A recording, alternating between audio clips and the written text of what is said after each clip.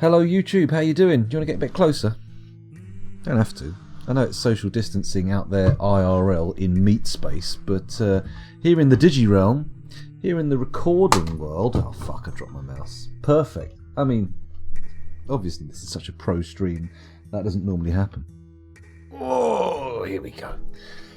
Mouse map? Sure, why not? Sounds like a good idea. Okay, let's have a look at the fortress, shall we? Let's have a little look at the fortress after that bit of a fizzle out of an intro. Then again, the last video in this series was 5 hours long. If you've made it this far, the intros aren't going to put you off. You've obviously either been strapped into a chair Clockwork Orange style, or you're suffering from some serious personality deviation, which, you know, is playing out in my favour, but I do worry about you. Take care of yourself. Come on. Where were we? Ah, yes, we're looking at the fortress. That's the thing we were doing. Now, it looks like we've got the magma industries starting to work. We've definitely got some bars of something here. Tin bars, which I remember last time at the end of the stream, I was intending to turn into tin things, but I was admonished and roundly told to remain resolute and turn it into bronze. I think it's bronze. Tin and copper. Is that bronze? What's a brass? Anyway, so the metal industries are looking okay. We've got a few bedrooms on the way now on this corridor. I mean, my initial plan to have everybody working and sleeping on the floor they worked on has been completely thrown out of the window at this point, because now we've got all these beds over here. I realise, after thinking about it a little while, that plan was always doomed to failure anyway, because as soon as you assign a room to somebody, it's immediately also their spouse's room. So if somehow you've got people who work on different floors being married to each other, it just fucks it up, because every time you assign one of them a bed, it sort of like moves them both into that bed. Very annoying. Very annoying. But that's to a fortress, baby. Here's the surface. We're closed off, obviously, in the middle of a siege. Why would we want the doors open? Although, if I am correct, we are trying to open up the gates. Not the gates themselves, but at least the fortress to the surface. Oh, hello, Salford Sal. Thank you very much. Welcome to the stream again. Thank you for the raid. Much appreciated. 11. Ooh. I was watching earlier. I was going to pipe up in chat, but I was busy loading the dishwasher and doing the kitchen, and I thought, I better get this done so I can actually stream rather than interrupt Sal in her fortress building. There was that big tunnel with the numbers on the side. I was looking at it thinking, what is this? A series of drawbridges? What is she hoping to achieve with this madness? This kind of mechanised carry-on can't be allowed. That's not actually what I was thinking, but I'm still hungover from yesterday, so don't expect an entirely coherent stream. Don't expect me to be making all the sense in the world. And even like a thimbleful of sense is going to be a bit of an ask. Hello, Tidy. No, you've been here since the beginning. What the fuck am I doing saying hello, Tidy? Hello, Bauxite Beard. That makes more sense. And Ruzrun, whose name I always fluff up. What a terrible monster. What am I doing? Thank you very much for the sub. Lovely. Who else have we got here? Salford Sal, there you are. I don't come here for coherence. No, I don't think anybody does, to be honest. Every now and again, though, a few of the words I slam together like a monkey with a set of building blocks kind of make sense, and occasionally they make people chuckle. But I'm particularly incoherent tonight because yesterday, as I was saying, my role-playing buddies all met up on Discord for a little game of Microscope, and we barely got into turn one by the time... I mean, I was hammered. I was sitting there knocking back cans of beer, and I don't really drink anymore. I very rarely drink at all, and I was just slamming back the cans, and then by the time it got around to my second turn, I just faded into... and didn't really add much to the conversation, although we did spend hours browsing Tabletop Simulator as well, thinking of games to play. In fact, Chunky Nut is positing that we play the Dune game, which I'm interested in. I'm intrigued by. The Tabletop Dune game looks like an absolute beast of a game, but are we going to get enough people fully clued up on the rules in time for this to be played before the end of quarantine, when big Discord gatherings of chums go out of style? I don't know. We'll find out eventually. Typewriters and Shakespeare, and that's true.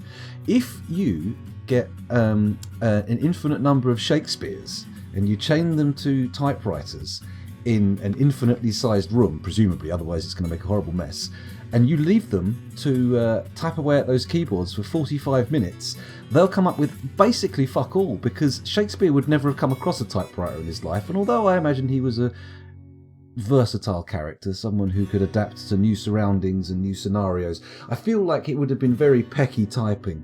And 45 minutes wouldn't be long enough for even an infinite number. Because don't forget, they're not necessarily referencing each other.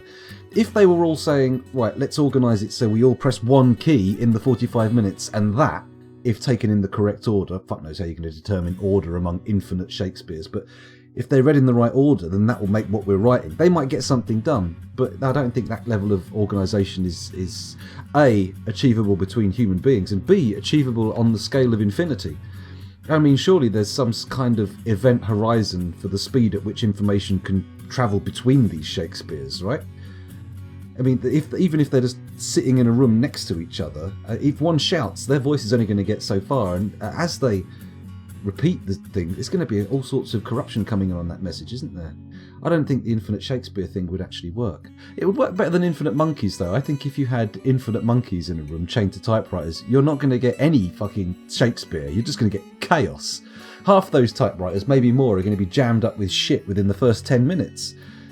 You know, and you cannot type on a typewriter which you have ripped the ribbon out of and like started to eat. It's not going to work. I've seen what chimpanzees can do to a car in an ill-advised safari park. I don't think they're going to have much trouble ripping apart a typewriter. The way human strongmen tear phone books in half, I reckon in the future, once the apes have taken over, a la the old Planet of the Apes, I think chimpanzees will probably rip typewriters in half. Or like laserjet printers. They'd be like, these are artifacts of the fallen civilization that came before us. The fools left behind the most precious things they had. Tools for strong chimps to demonstrate their power. Ooh. God, imagine that. Imagine a chimp ripping a toner cartridge in half from a laser printer. What a fucking mess. It'd be unbelievable. Anyway, sorry, got a little bit distracted there. Let's have a little look at the chat. Make sure I'm not fucking missing something important. The tunnels are my army splitting tactic to deal with attackers. Oh, yeah, that sounds like an interesting idea. If you can get them into little airlock chambers and have them fought in small groups, that will make them much easier to overcome. It's just another way to think about dwarven defence. I mean, I know everybody's very bored of my bridge-based strategies, but check out Salford Sal. She streams. Her bridge-based strategy is different from my bridge-based strategy, and I feel you might like it. Even love it. It's less basic than my bridge-based strategy. My bridge-based strategy is, let's lock the doors. That's it. Now we're safe. Whereas, you know, she's at least making lip service or finger service on a keyboard. I don't know. To attempting to get her dwarves back outside. The only reason I'm even poking a hole in this fortress is to allow that pathing bastard to give us back our frames. Anyway, where were we? Let's keep going down here. We've got Isaac Meep in chat. I'm not sure if I've seen you here before. Welcome to the stream. If not, thank you for joining us. I'm sure I'd recognise the name Isaac Meep. I'm sure I would. Anyway, welcome to the stream. Thanks for joining us. But what if you combined infinite Shakespeares and infinite monkeys into the same room? Ooh, I mean, it depends how long they're in there for. I mean, all manner of things could happen. I mean, I feel like if they were banded together into a fight, I think the Shakespeares would win. Purely because most monkeys are... when I think of monkeys chained to typewriters in a room, I'm thinking of something the size of, say, a macaque or, you know, one of those smaller monkeys. I'm not talking like... most of the larger ones... What's the largest monkey? You can need a lot of room to put infinite, like, spider monkeys in front of typewriters because they've got very long arms. They're likely to be, like, quite far away. Anyway, I'm just going to quickly Google the largest monkey species. Largest... Assuming we're taking, like, the ape-monkey distinction to be monkeys, everything that has, like... Oh, no, some apes have tails. Let's not get too deep into this. Largest monkey. Please don't give me the largest individual monkey, Google. I am searching for the largest species of monkey. Not by population size, by individual volume. Oh, the mandrill. That's an imposing looking beast. Famous monkey because it's, of course, the one with the blue and red arse. The mandrill is the heaviest living monkey. somewhat surpassing even the largest baboons, such as Kakema baboon and olive baboons in average weight, even considering its more extreme sexual dimorphism. But the mandrill averages both shorter in the length and height of the shoulder than these species. Oh yes, check out the mandrill. I mean, it's good. It's a very colourful monkey. I mean, if it's mandrills versus Shakespeare, I am now flipping my outcome predictions around. I reckon a fucking mandrill could rip Shakespeare's face off in a moment. Shakespeare wouldn't have a chance. It wouldn't matter if he was holding a pen or a sword. Shakespeare would be utterly fucked at the hands of a mandrill. Fuck it, they've got thumbs on their feet. He'd be fucked at the feet of a mandrill. The face. Every terminus point of the mandrill's body, from feet to hands to face, is an absolute fucking nightmare of pain waiting to happen. And I mean, to be defeated so roundly by a creature with such vibrant colouring is probably going to be quite the thing. I mean, I don't want to be torn apart by angry mandrills as the way I go, but it's probably better than some options, isn't it? Okay, sorry, I got a bit confused. Let's leave the mandrills behind us. Ah, Ura's rune was there just ahead of me. Plutonium Jesus posited gorillas. They're not monkeys. Gorillas aren't monkeys. They're apes. They're too much. They're too close to us. Actually, are there any monkeys that are more closely related to us than bonobos, which I believe are the most closely related apes to human beings? Excuse me. Let's have a look.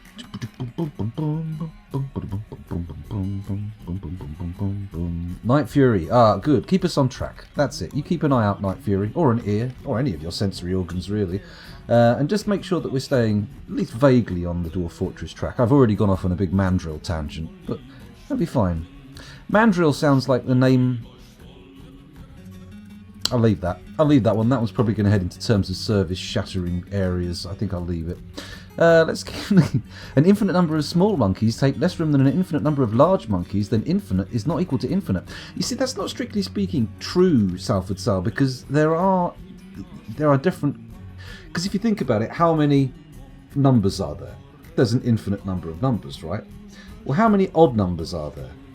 There's an infinite number of odd numbers. However, by definition, the number of odd numbers is going to be half of the numbers in the set of all numbers, and therefore those both infinite things are very clearly and distinctly proportionally different from each other. So, you know, infinity's a tricky beast. It's a tricky beast. I think you might want to think about set theory. That's the thing that talks about infinity and different sizes of it. Mandrills blue and red on both ends. That's right. Very good colours, I like it. That's like getting beaten to death at an LGBTQT parade, a death of colour. I don't know about that. I feel like at the point mandrills are rampaging through Pride, we've got problems. We need to sort that out. I mean, I suppose they have I was going to say, I suppose mandrills have every right to be there, but somehow I don't feel that's correct. I feel like the people at Pride probably outrank mandrills. For sure. Well, who knows? Maybe we're on a par, but at very least we're equal. But I tend to lean towards the fact that we've got more moral points. In a fat man test, I would rather divert the train towards mandrills than mans.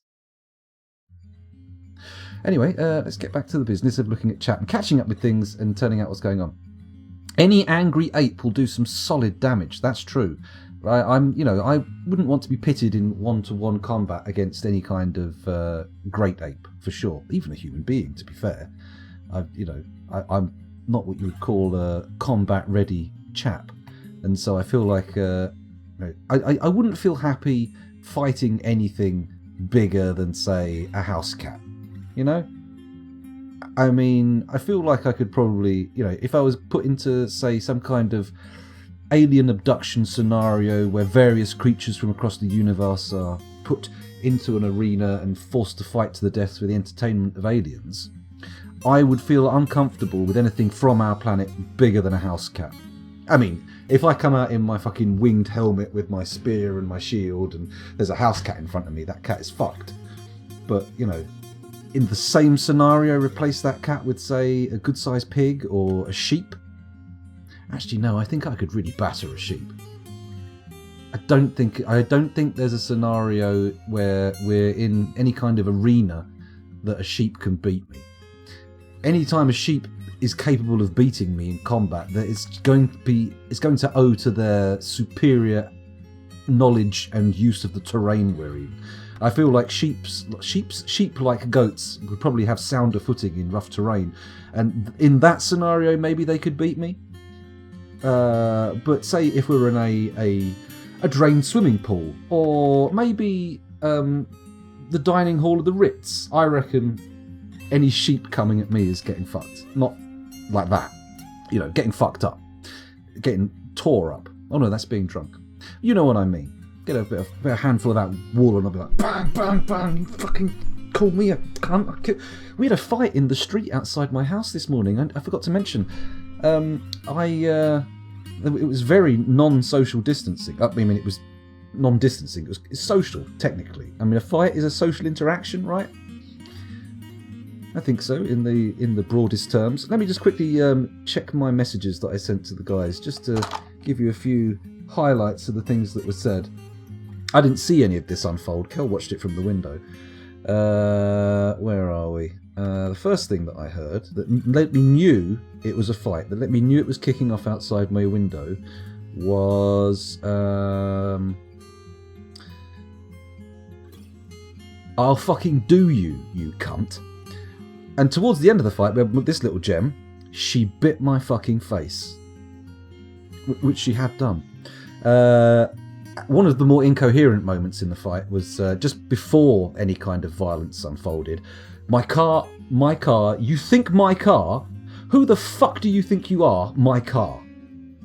Not sung. Everyone in the WhatsApp group is saying, did they sing that? What's this? No, that was just something they said incoherently. It was more yelled. But I don't really want to wake the children up, so I'm not going to simulate the volume. That's not on the cards. Anyway, I just thought you'd all like to know that. We had the police knocking on the door. Kel had to tell them what she saw. Apparently, they launched at each other simultaneously. The police were very much keen on figuring out who started it, which sounded a bit playground to me, but apparently both women lunged at each other. One of them got their face put through a fence panel. I don't know if they were put through, smashed into. Let's not exaggerate too much. Smashed into. And obviously one of them got bitten on the face. I don't know which one it was. Apparently, at least one of them's like one of the mums from the playground at school, so fuck knows what's going on there. Anyway, enough of that. If only one of them had done a mandrill, then I could have videoed it and got real social media clout. That would have been great, wouldn't it? I mean, first of all, it asks so many questions. Just the notion, like, where did the mandrill come from? How the fuck did a mandrill get involved in a parking dispute? Can mandrills drive? Maybe the mandrill has a driveway that someone's parked over, because I'm pretty sure mandrills can't drive. Maybe you could teach them to, given enough time, but I feel like a mandrill's life probably doesn't revolve around things that make driving interesting to it. You know? The mandrill's going to sit in the car, it's going to hold onto the steering wheel for a couple of seconds, it's going to look at you and go, what the fuck am I going to do with this? I'm a mandrill, my legs don't reach the pedals. This is going to need serious modification before I can even consider driving it. I'm out of here, you fucking idiot, teaching monkeys to drive. Anyway, smaller monkeys could probably drive it as a team. They would have to work together, which, they do exhibit, strong coordination skills compared to other animals, but I feel like that kind of coordination might be a bit beyond them. Anyway, sorry, where was I? We're getting a little bit confused, wasn't I? Let's keep looking down the chat. Night Fury says, Dwarf Fortress. So, okay, it's a good idea. I probably should get on with that. Lord Prettybeard, is saying, rams do have horns. They do. And Tidy says, goats are scary. They are. I'm agreeing with anything. All this stuff about goats here, I fucking, I reckon if it came down to it, life or death, I could overcome a goat. But I reckon if the goat, and I wouldn't be surprised at this, launched an unprovoked attack on me without warning, I think I might be at the disadvantage there. It might be able to deal enough damage with its first blow to either significantly discombobulate me enough to make me an easy finisher, or to wound me enough that I can't actually, get up. I reckon a good blow from the head of a ram at the right spot in the base of your spine could leave you quadrispaz on a life glug. And I don't fancy that. That's why I always start the fight first with a goat. I go straight for the horns, grab them, and then we have to see where we go from there. Once I've taken its weapons out of the equation, I have a better opportunity. But opportunity? Chance. Chance! No more goat fighting. Come on. Fights are usually not socially distanced. That's right, Salford Sal. They are not socially distant whatsoever. Socially proximal, I would say. Tidy says Micah. I hate Micah. I've just started playing Red Dead Redemption 2. I don't need to get spoiled to know that he's going to betray everybody at some point and is absolutely a cunt to a barbaric degree. I can't stand him. What a bastard. One of them apparently thought they were a car. No, I think the combat was over some car-based thing. They were arguing about someone had parked somewhere, someone had dinged someone's car, something of that nature. But they really were, like, fucking furious. If you had an infinite number of cars and an infinite number of mandrills.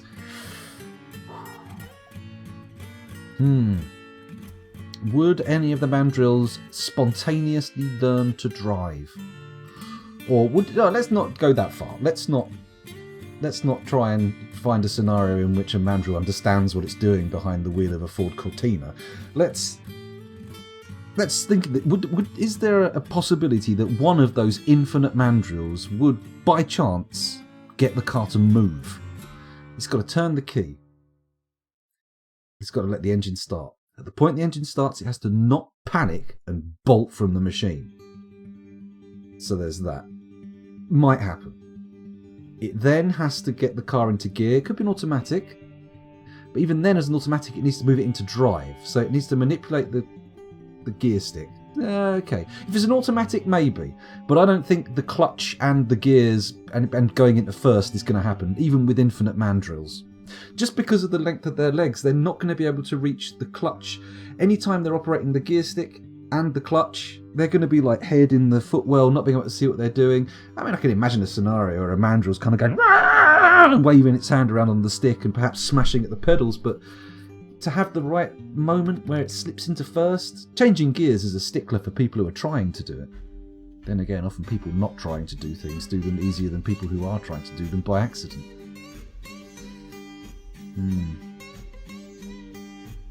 Anywho, we're getting distracted again. No more mandrill talk. No more mandrill talk. Get those pedals like Warwick Davies on Top Gear. I wonder if Warwick Davies has longer arms and legs than a mandrill.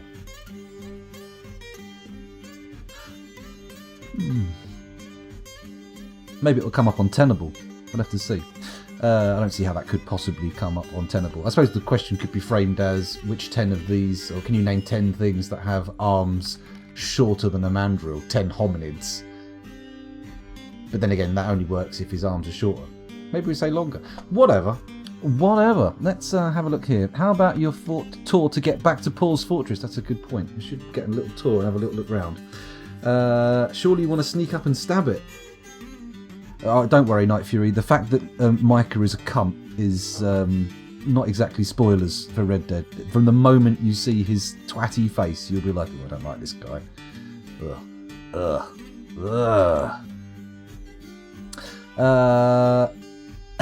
Here we go.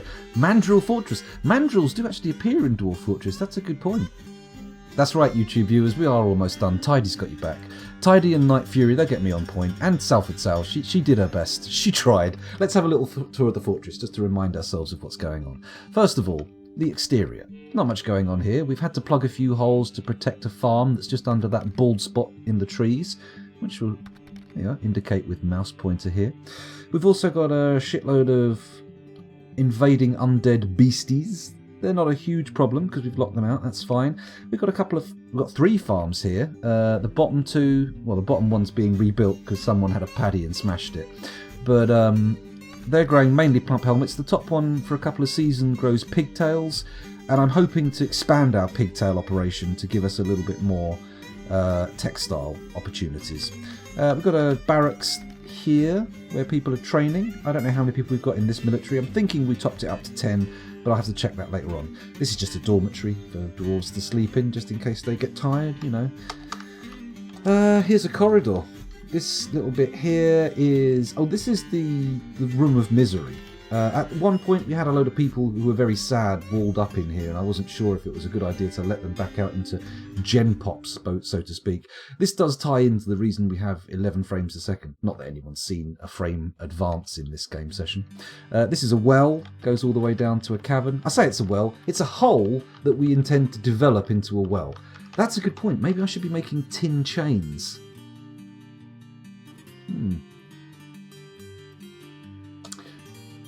Let's order up a chain. Let's do it through the manager though, because I haven't got a Scooby-Doo what menu they're in. Chain. There we go. It's going to have to be a tin one because we only have tin. But if we get a couple of tin chains, let's order 4. We should have enough buckets. We should be able to get that well going. Oh yeah. Right, and how do we move this to the highest priority? T.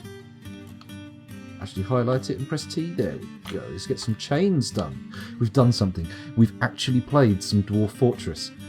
I am a Dwarf Fortress streamer. I've ascended. Let's go down. Oh, by the way, this enormous room here, that's for storing metal bars and, you know, the thing that you heat up to get metal out of. Ores. That's the thing we're looking at. Ores. Let's go down a floor here. This is our little magma chamber that allows us to operate our magma furnaces. Very good. Very cool. Very excellent. This is a shitload of bedrooms. That big misshapen one was supposed to be a creche. The concept didn't work. Dwarves decided to just ignore what warrens they're supposed to be in. Warrens? Burrows. For some reason I'm making them into rabbits. This is a room. I presumably dug it out for a purpose. Oh, it was going to be a prison. We were going to attempt to stop this boy doing all his pathing madness by accusing him of a crime and having him incarcerated. But that's non-permanent, so not really a total solution to the problem. Let's go down another floor. That's going back up again. Let's go down. Oh, that's it. Is that the whole fortress? Can't be. Got to go up. Yeah, okay. Here's our small industrial zone. We've got our textiles rolled into this. As you can see, we've got leather, cloth, and this should be for pigtail threads and stuff to weave into cloth, but unfortunately that part of the industry is a bit bottlenecked right now. Stone stockpile for our mechanic, I've got a wood stockpile for our carpenter, and this of course is a gem stockpile for our jeweler. 1, 2, 3, 4, 5, 6, and 6 bedrooms for the people who do these crafts. Oh yeah. Here's our mason's floor. We've got 1, 2, 3, 4, 5 mason's workshop. Probably a bit overkill, but you know, we've got to get through this stone somehow. And we've got 2 craftsdwarf workshops, which have mainly been employed making memorial slabs. Oh, Salford Sal, you had a character who was engraving memorial slabs, and unfortunately, I think you may have been put onto a memorial slab at this point, though Clay Cree did a name-me in chat and asked for someone to be named after you on your behalf. Hope that's not a violation of your personal integrity, but, you know, I think his intentions were good. I'm just a streamer whose intentions are good. Oh Lord, please don't let me break the terms of service. Here's our graveyard. We've got a load of graves still to be placed, but it seems like we've got enough in there. I mean, looking at that, it seems like a paltry number of little coffins, but apparently that's enough to contain all of the dead this fort has generated and the prior generations who attempted to set up fortresses here. So, okay, that's cool. This is my lovely organised stockpile room where I've got like stockpiles of individual items which have recurring orders on them. Oh, it's lovely. I just can't get enough of this shit now. So yeah, there's that room. This is a clothes stockpile, which I really should have done as separate stockpiles for different types of clothes so we could get a feel for what we've got and what we need. I'm guessing this is all tatty bullshit that's fallen off of people because it's threadbare, but that's fine. This was intended to be a hospital. It's at the moment just a dormitory, which is kind of like a hospital, but with a lot of the facilities pared back. Here we have the miasma zone. This little miasma baffle here that prevents anything spilling out of this corridor, which to be fair would be enough to stop the miasma anyway. We've got our refuse pile, we've got our butcher, our tanner's shop, and the site. There's an empty room. Okay, there's an empty room there, and a fishery. Anything that might cause a bit of a stink is in here. So hopefully only the people throwing rubbish into this pile and the people coming here to do work are going to be affected by any miasma, which of course, as we know, is wishful thinking. Pipe dream bullshit, because there's corpses all over the shop, because people just snap in this fortress, excuse me, go nuts and start killing the people around them. Oh well. This is our egg room. This is where we keep all of our birds that lay eggs. They're currently not really laying many eggs, which I'm not sure why, but we'll get to the bottom of it eventually. Here we have Zassit. He's a bastard. He's losing his mind. I sent him on a suicide mission. And unfortunately, before he could leave the map, we had to seal everything off. And now he sits there constantly looking for a way out of the fortress, doing pathing calls throughout the entire thing, and bringing us down to 11 frames a second when unpaused, like this.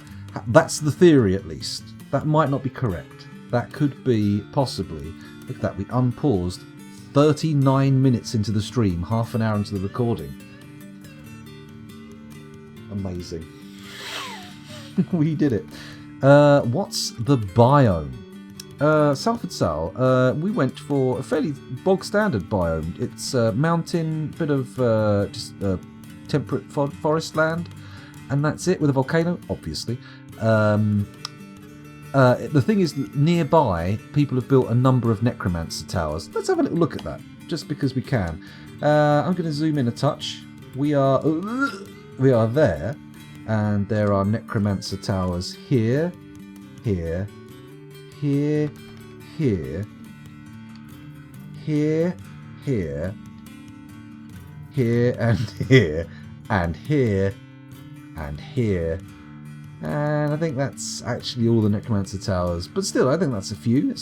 It's a noteworthy number of necromancer's towers, right? Especially considering how close they are to us. I mean, some of these are less than a day's travel away. But we took all of the sad people in our fortress, and we sent them off to fight the tower of, what was it called? It had a weird spunky name, didn't it? Hang on, was that it? Renowned Tomes. Menglazed. Yes, the Dwarven Tower of Menglazed in the Hills of Wading. 2 days travel away. We sent them away significantly longer than 2 days, so I'm guessing they failed, because we told them to, like, capture it and conquer it, didn't we? Yeah, we definitely told them to... Oh, it's a Dwarven Tower. From the Golden Boats. We're at war with them. Interesting. Okay, whatever. I mean, obviously we're at war with them. We sent people to attack them, but I didn't realise it was a Dwarven Necromancer Tower. Some things are starting to make more sense. Oh shit, this isn't where I am, is it? The Hornet... There's a fucking... No, I'm up here. This is mine up here. Okay, yeah, we're a little bit further away. I thought for a second we were literally next door to a Necromancer's Tower, which is not the greatest place to be. Anyway, where were we? Oh yeah, doing a little tour. Food stockpile, little room with stills, kitchen and farmer's workshop. Enormous, as yet unstatued dining hall. Very rarely used, because apparently our dwarves are super religious and love to just hang out in this piddly little non-denominational temple. These are all guild halls and temples. These are offices. Each one's got a little bedroom and a dining room attached, although we haven't actually used the dining room. Just realised we need more tables in there, but I was hoping to kind of smooth it out a bit more. We've lost a lot of our stone engravers. I think they've been fairly prone to madness and just lost their minds. It's a shame, but you know, what the hey? What can I do about that? Offer some sort of mental health counselling? Come on. They're dwarves. They're not real. They're digital. Then again, will AI ever reach a data-like level where we're all thinking, should I really be using this computer as an essential slave? Should I be paying it? Who knows? Did I only start this Embark last stream? No, no, Salford Sal. This has been going on for quite some time. Your dungeon, definitely not a sex dungeon. No, Night Fury, absolutely not. That would break terms of service. No, not last week. This is an oldie now. We've done this is the third Embark on this site. The first time we did it, the volcano erupted and spilled over, and then the second time we did it, the volcano paired back to a less erupty level, which was nice. And now we're sticking with that one. I mean, we have been wiped out by undead rather than the volcano previously, so we're kind of lucky we got the gates shut at all. Hello, Wisebit32. Welcome to the stream. Thanks for joining us. Capturing men's glaze sounds like a sticky situation. It does. It does. It sounds incredibly sticky. I mean, I'm trying, genuinely trying to picture the place in terms of donut glazing, rather than any other kind of like the glazing men. It's founded by people who put windows in or put sugar on donuts. It's got absolutely nothing to do with, you know, all that jazz. All that. Yeah, replace the vowel and it gets a lot closer. Anyway, are we in a position to open the underground and let the manager out? Now, Tidy, this is a plan. This is a plan. Let's have a little look and see how that plan is going. Because there are slight flaws to the plan. Let's go over here. We have a little exploratory tunnel on the outside of the fortress that I used to figure out where the cavern layers are. So if we go down here, you'll see that it punctures rather perfectly into the cavern layer, which I believe we've set up some form of tunnel to connect up to the fortress. But of course, as soon as we connect up to that, we have all the undead on the surface. Actually, a lot of the animals around here are undead. Suddenly they're all connected to the fortress as well, so they'll flood down and start trying to get in. So essentially we've got to airlock a boy in and out. Where's the fucking stairway? Right, let's follow the fortress down. Follow the fortress down, follow the fortress down, follow the fortress down. Where did I put the damn escape tunnel? Not here, it would seem. How about somewhere off of... Ah, here we go. It comes down by the... down by here. There we go. Down by the well shaft. Me and Julio down by the well shaft. Okay, here's my corridor. I feel like I should probably use some drawbridges in here. Just doors is only going to slow any enemies trying to get in a little bit. It's not going to stop them by any means. I think we've got a drawbridge at the top, and maybe we'll put one down the bottom as well. I'm not sure. We are kind of waiting for these doors to go in. Or am I? Shall I just give this... It needs a drawbridge down here to seal it off. I'm going to build one. Build drawbridge. Yeah, that's right. Build a drawbridge. Build the drawbridge. Build the drawbridge. Build the drawbridge. Well done, scoundrel. I'm saying it to myself because other people really don't. So, yeah, they do. Usually it's phrased more as a well done, but still they say it. Let's make it out of firelight. Go. That's going to need another lever upstairs, isn't it? Let's come back up. Oh, here we go. Has this lever been connected? I think we tested this one last time. We accidentally killed someone during the testing as well, so I'm not going to test it again. Fairly certain that that just lifts that one up fine. It's going to be good. Do we wait for them to build the other one, then link it? Well, of course we've got to do that. We can't link it up before it's been built. That's insane. That doesn't make sense in Dwarf Fortress land or elsewhere. Let's have a look at chat while we wait for everybody to carry on with the building. I'm not sure how many streams I've missed. It seems that notifications are broken. Twitch never gives out proper notifications. But, you know, if anyone wants to know when I'm streaming, keep an eye on the Discord. That's a good place to do. That's a good place to look. You'll see lots of interesting stuff there. Lots of interesting stuff. A named dwarf update? Yeah, sure, Night Fury. No problem. Have we got any namies in the queue? I better check.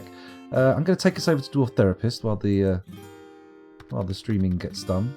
The fortressing gets done.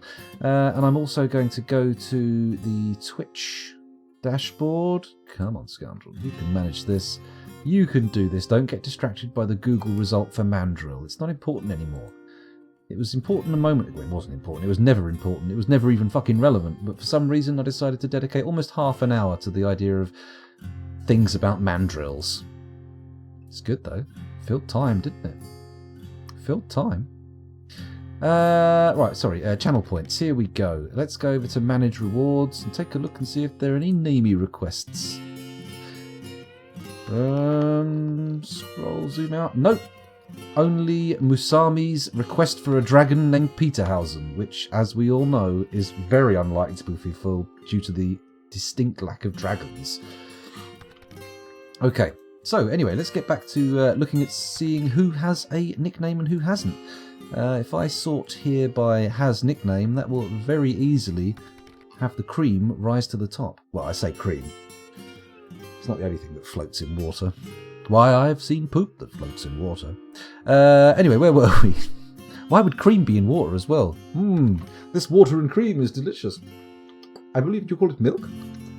Okay, we've got Arctrekt, we've got Butternut Squash, we've got Curly3, Dragonfire, UT, Arian, Fuzzy Logic, Gingy Ginger, Hibernoway, Yarvik, Johnny5, apparently very much alive and in need of input, Clay Cree, Murder Machine, Musami, Night Fury 3.0, you're still alive, don't worry, and you're the mayor, you political powerhouse. Rando 303, Reprimand, Robot of course, that'll be Robot from chat, whose name is not on the screen at the moment, so I can't see the full-length version. Robot in progress, that was it. I knew. Salford Sal, there you are, and Tidy. Lovely. That's 19 of you, and there are currently 24 dwarves without nicknames. Okay, there's more dwarves who haven't been named than have been named in the fortress, so think on that. Oh. Namey, N-A-M-E-Y. N-A-M-E-Y. It is not Nami. It's Namey. That's the one. Tidy's got it. Tidy knows what to do. And presumably you don't want a dwarf named this one Sal, so now the demonstration has taken place, I'm going to click Mark Complete. Dragon Miners for the win. I remember you. You can get a dwarf, no problem. I see you here. Can I have a dwarf named Dragon Min? I might have had one at home, at some point, but they never either died or from another fort. In this fortress, I think you may have had someone on a previous embark for the site, but I don't think you've had one in this particular embark. Right, let's do a little bit of random selection. Look away, scoundrel. Don't be tempted to choose. Open your arms to fate. Here we go. Random selection. Random click. And you are going to be... I'm on the wrong window. Okay, here we try again. There we go. Here's a click. Naumul Cogstam is now Dragonmin. Bosh. Commit. You're in. Let's mark that as complete. And of course, Night Fury. We need a little mandrill for the fort. Well, mandrills exist. But we could choose... Maybe if we choose our most Papega of dwarves and give them the name Mandrill, we'll see how they fare. How about this little nutcase kicking off about something? What are you up to? Zanif? Is that your name? Let's, instead of sorting by has nickname, sort by military squad, and then by profession. I'll tell you what, look, we've got a little baby. Got a little baby we can call Mandrill. We've got a child. We've got 3 children. Do we pick the sad child? Oh, sorry, that's Hibernoway. Oh my goodness, a sad child is one of our viewers. Only Zaneg is left as a baby. Okay, Zaneg becomes Mandrill. A superpower mainly used in the construction industry. Superpower, superhero, that's what I meant to say. There we go, there's a Mandrill in the fort. It's lovely. Okay, so let me quickly catch up with chat.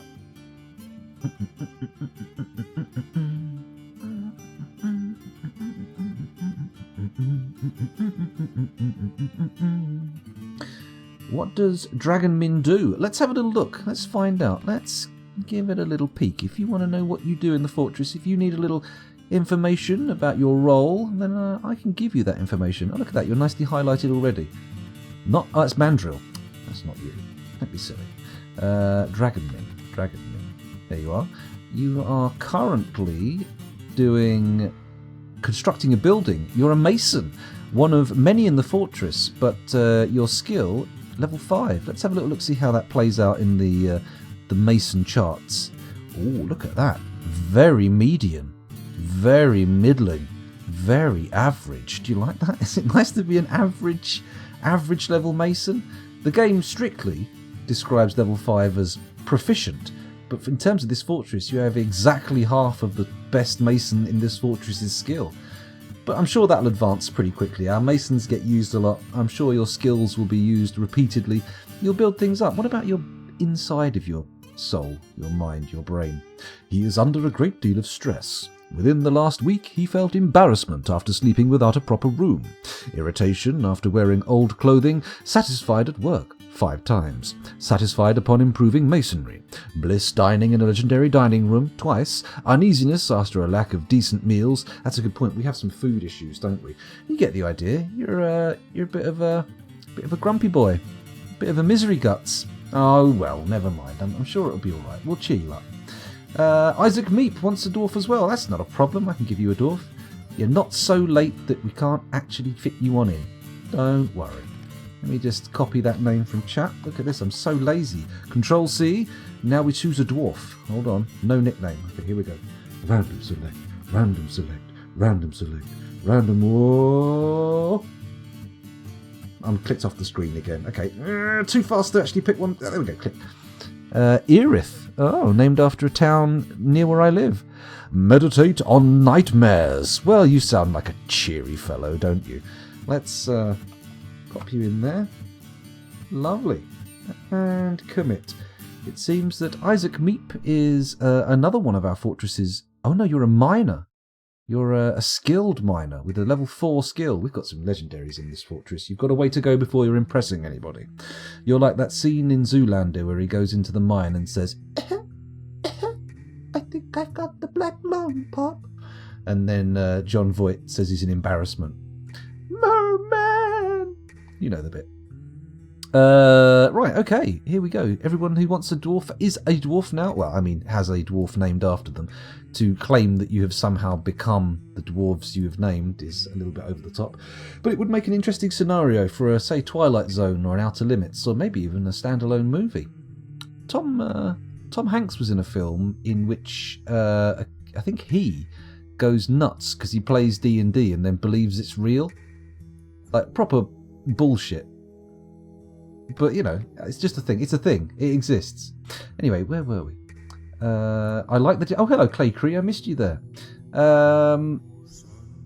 Why does my named Peep have a coloured backing to its name? Robot in progress? Let's have a look.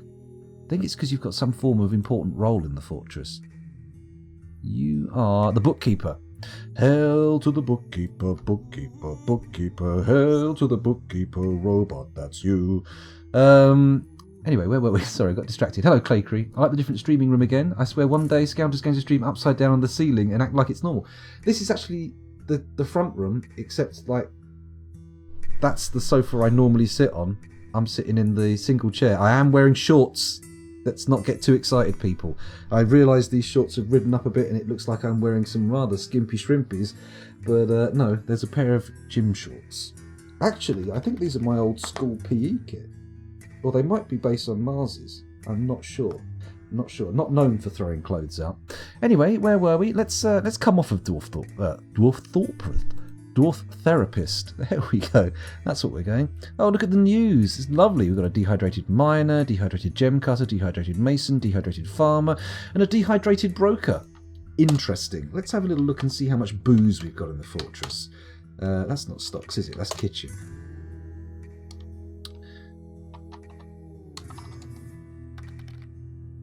Oh. Poo. Poo, poo, poo, poo, poo, poo. Poo, poo, poo, poop. That isn't what I was hoping to see. We had so much dwarven wine recently. I don't know why it's suddenly a problem.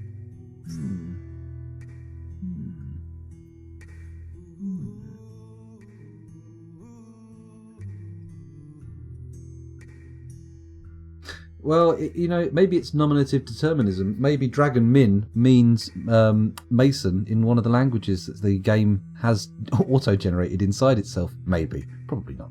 Probably not. Rando 303 probably is a legendary level 20 miner already. Let's have a little look. Yep, level 20 already. Wearing someone else's clothes on stream, definite terms of service right there. Nah, that's alright.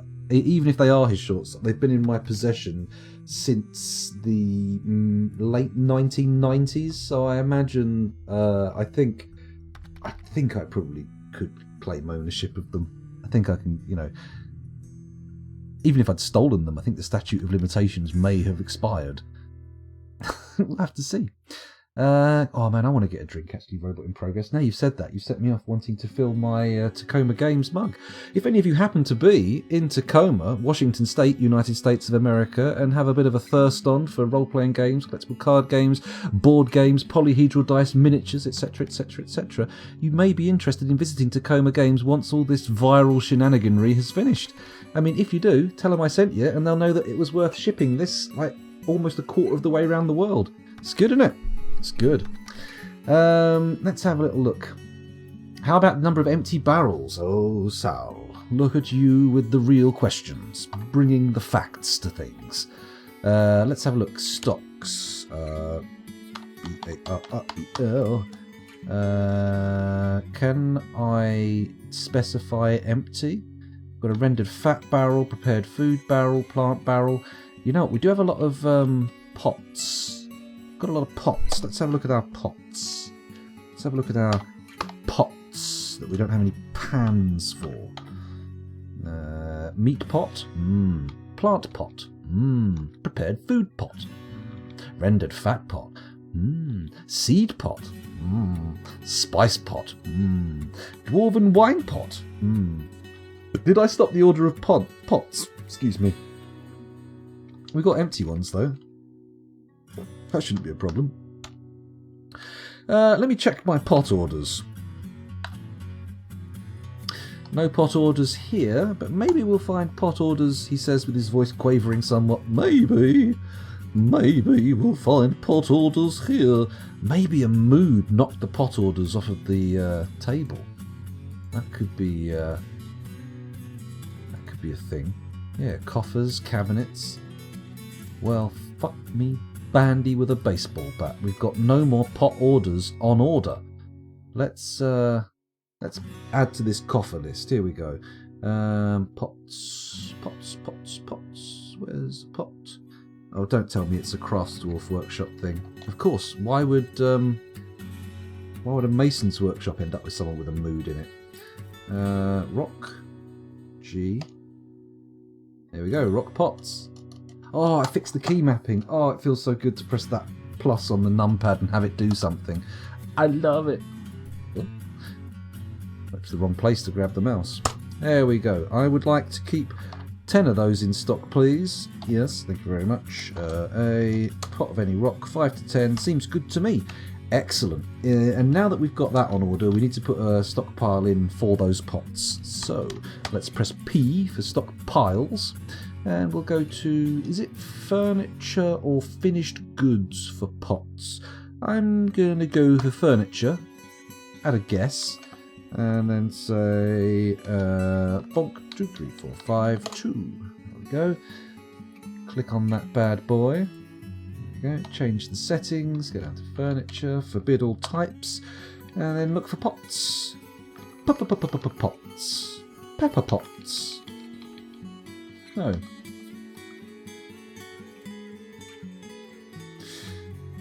Probably then they are in finished goods. Okay, whatever.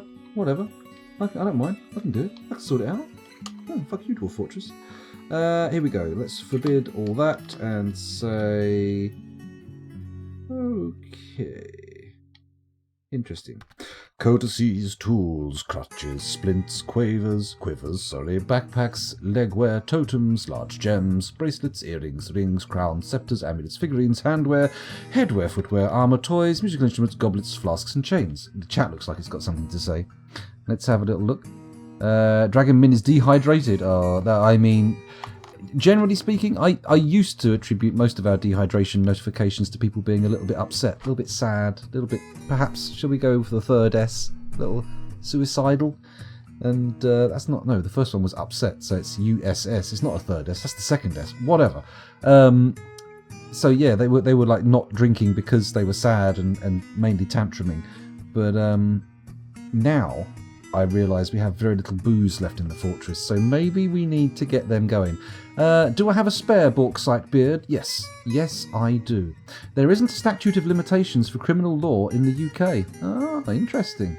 Interesting. So if I did hypothetically say rob him of these shorts, I could still be up for the troubles. Oh dear. Oh dear. I meant drinks in game, but it is also important to stay hydrated. You're true. Large pots are under furniture, says Plutonium Jesus. I went past it several times. Of course I did. I'm only doing it to make sure you guys are on your toes. I knew exactly what was happening there. And you know that I knew. You're just being pedantic. Still, this is all on you. It's got nothing to do with me. Oh, I see. Yeah, large pots. There we go. There we go. Large pots / food storage. Resume the creation of pots, my craft dwarves. I wish to see stone containers for food and booze, which is technically food. Booze is a food group now. Where were we? Bauxite Beard. Bauxite Beard wanted a dwarf named after them. Well, that is not a problem. That's not a problem, because I can copy your name from the little notifications list. Look at the notifications list. There you are, with your name highlighted in purple. And then all I've got to do now is take it down to Dwarf Therapist. That's right, over to Dwarf Therapist, like this. Close my eyes, do a little nickname tickling. Come on, give me a dwarf with no nickname. Here we go. Click. And bosh, I clicked off the screen yet again. Okay, let's do it with my eyes sort of closed so much that I can't really read the text. There we go, I definitely caught a dwarf there. Ton... Oh wait, is this the fucker who's in a state of abject misery? No, he's not. Okay, you can have that ton, it's fine. Set nickname, paste, in you go. Committed. We now have 23 nicknamed dwarves and 20 unnicknamed dwarves. We've finally done it. We've reached 50-50-ness. We've hit the halfway point. Half of the dwarves have somebody out there in the wide world giving a shit. Somewhere out there. There we go. Let's get back into the game, rather than encouraging me to go on strange musical interludes, which will never turn out well. And I'll mark Bauxite Beard's request as complete. Oh, it feels good. Ticking it off a list. Very nice. I'm going to the rope. Oh no, I'm getting hung for short sleeve thieving. Well, I wasn't in my 30s. I took a child's shorts when I was a child too. In fact, oh no, it probably would have been... Oh, when was the last time we did any games or PE? Like, we didn't do any in sixth form. Probably would have been like 1997. Oh, I would have been 17. No, I would have been criminally responsible. Oh well, never mind. How are we going?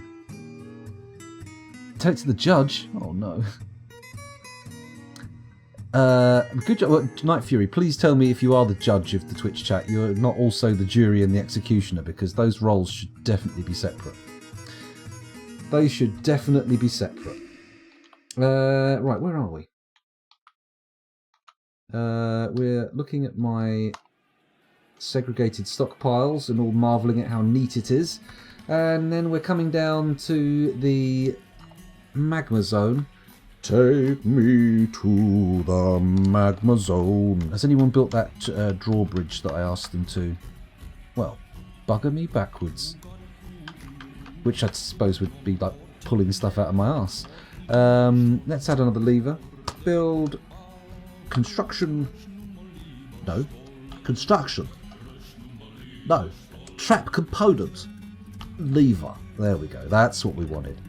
And this can be for the lower bridge. Very nice. Very pleasant. Very fun. Right. The thing is, though, how the fuck do we get old Moody Boots down there? Because he's a real sad sack. He won't move from the chicken room. I mean, the turkey room. There's no chickens. There might be a chicken in there, but it's mainly turkeys.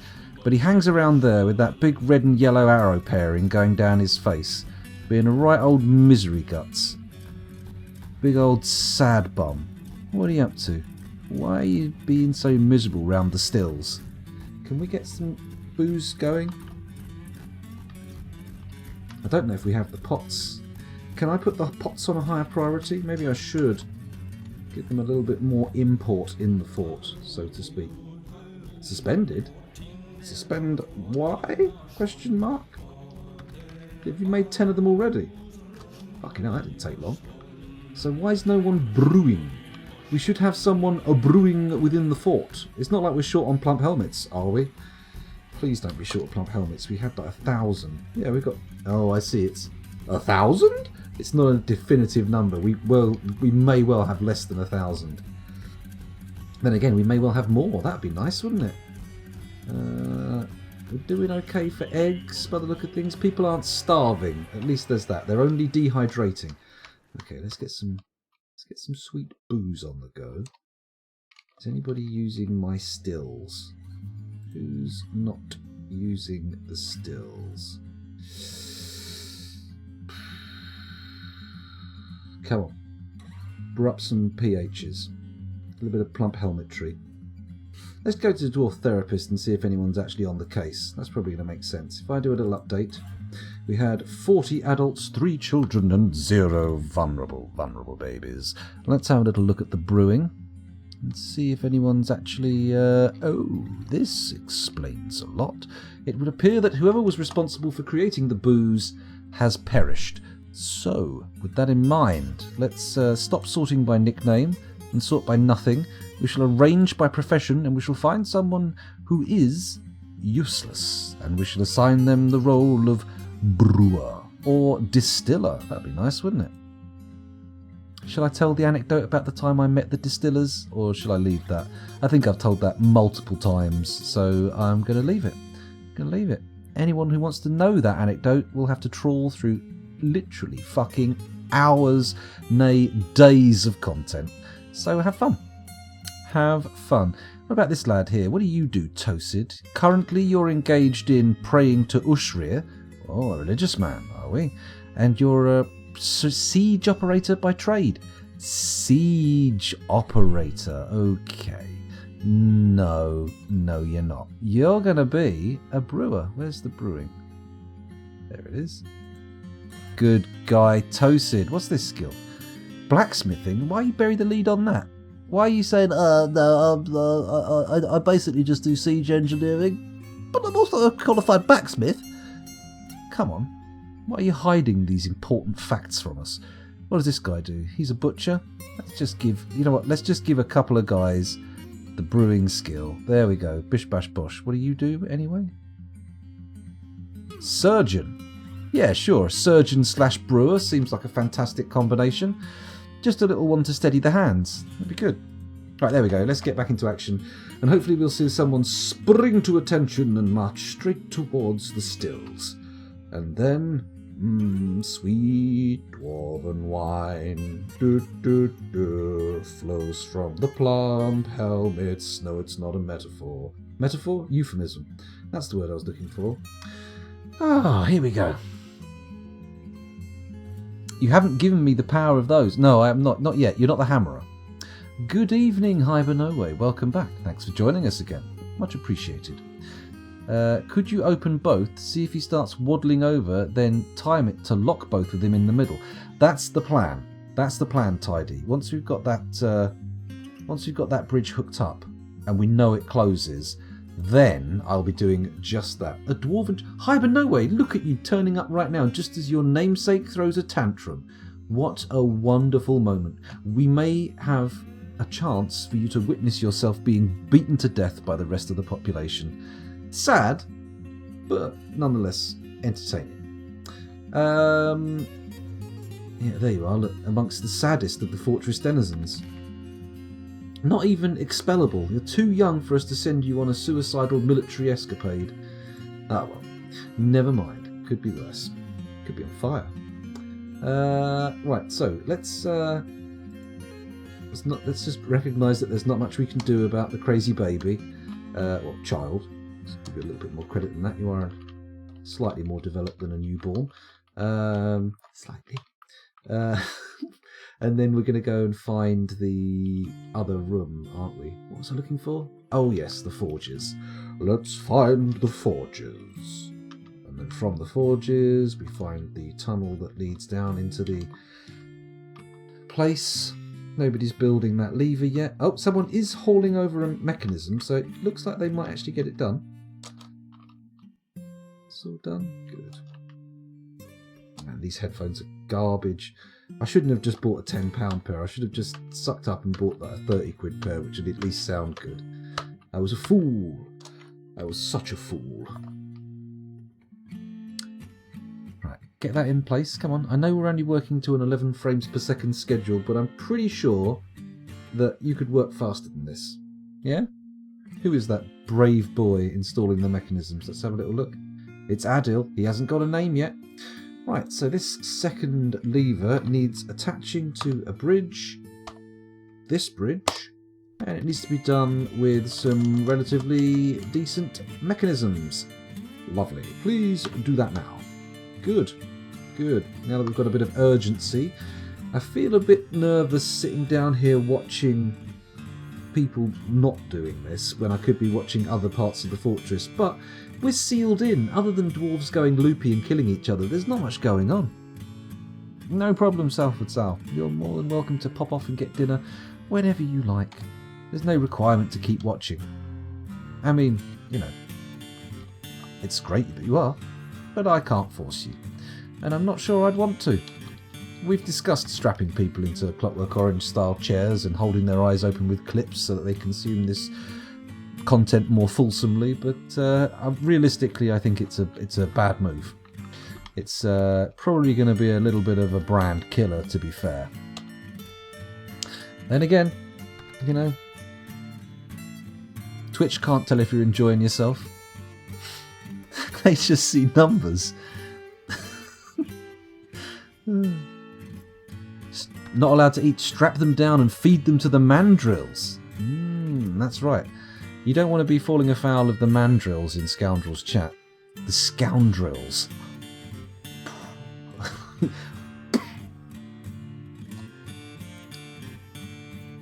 I am fond of a little mandrill tangent, but we're going to try and hold back. We'll not do too many of those.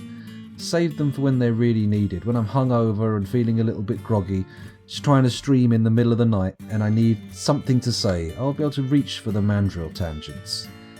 It's good. While we're watching the main hallway, I mean, realistically, everything hinges on us getting that bridge hooked up and finished with. And honestly, there's not much else going on in the fortress unless somebody gets a mood or something. And even then, that's basically just waiting for them to finish. Come on, let's get our frames back. Ooh, did they make those tin chains? Well, according to the manager screen they did. Let's have a little look-see and see if we can make that well. Well, well, well, he said. Go down to the bottom. There we go. Build L for well, of course. No access to lye or milk-free bucket. Well, we haven't made any lye, so they must all be milky. I'm pretty sure we can get by with a milky bucket, right? Just dunk it in the water, it'll wash off. There's enough water down here that even a full bucket of milk is not going to particularly milkify the water, is it? I'm pretty sure that milk's going to be absorbed by the flora and fauna that frolic down there. Oh, aren't I lucky? My water's got a tadpole in it. So, buckets, you say? Well, they can easily be ordered, can't they? B-U-C-K? Brew drink from plant? Oh, fuck this. What are you doing? Q, there we go. B-U-C-K-E-T. Bucket. And what form of bucket would I like? Well, I think I'm going to go for a wooden bucket, because, you know, why not? Let's make 2 of them, just to be on the safe side. Just to make sure there's a spare knocking around. What animal makes you shit yourself the most in Red Dead? To be honest, only bears have really given me any kind of real... I mean, wolves are just... They're not a worry at all. Just turn around and shoot them. The only worry I have when wolves attack me in Red Dead Redemption 2 is the fact that I'm ruining the pelts, and they could be worth a lot more money. I'm like, careful now, scoundrel, shoot him in the face, not in the body. And, you know, it never quite works out. Hello, Magic Sam. Welcome to the stream. Thanks for joining us. Hello to you too. Any chance of some words about Fortress? Maybe. There's a chance. It happens every now and again. It happens every now and again. Have you been jump scared? Oh, funnily enough, every time I've seen grizzly bears, they've been attacking somebody else. I got you know the fur trapper, the trapper who's kind of central in the map. There's a train station right next to him, and he's up on the hill. I was trying to get to him with one of the legendary pelts on the back of my horse, and just as I got up to his area, there was some O'Driscolls coming to attack me, and they're like, "Oh, you're not getting away with this. We're going to take all your shit and shoot you. We're going to put these bullets into your body, bang, bang, bang," like that. And I was shooting them, and then suddenly oh no, was it there? Regardless, I was at an O'Driscoll camp, and this bear just came fucking pelting out of the woods and started ripping into them, and they're all like, "Oh no, bear, bear, bear," shooting at the thing, and I'm sort of sitting there going, "Oh, I'll shoot you, bang, and I'll shoot you, bang, and I'll just blow your head off for fun, boo," and having a whale of a time. And then by the time they were finished, the pelt was ruined. I've never ever got a perfect bear pelt, never. A deaf child? No, a dwarven child found dead. Oh dear, F indeed. F indeed for the dwarven child. Let's check how that affects our statistics, shall we? Let's pop over to the therapist and have a look. We had 40 adults and 3 children and 0 vulnerable babies. And now we have 40 adults, 2 children and still 0 vulnerable babies. None of the adults have been getting jiggy and none of the children have regressed. I'm guessing this is our very special, very precious viewer. Let's have a little look. How's nickname? Where have you gone? Where have you gone? Well, he won't be here now, will he? But let's have a look. Yeah, it looks like our named lad in chat. Who was that? Hibernoway, that will be you. Yeah, stricken with a little bit of a tantrum. Went nuts. Probably got his head caved in by an angry adult. Happens all the time. You can't help it sometimes. Can't help it. Children have very soft heads. They're like, babies are legendary for it. Let's go down here and see if the buckets have been made. Please build me a well. Well, well, well.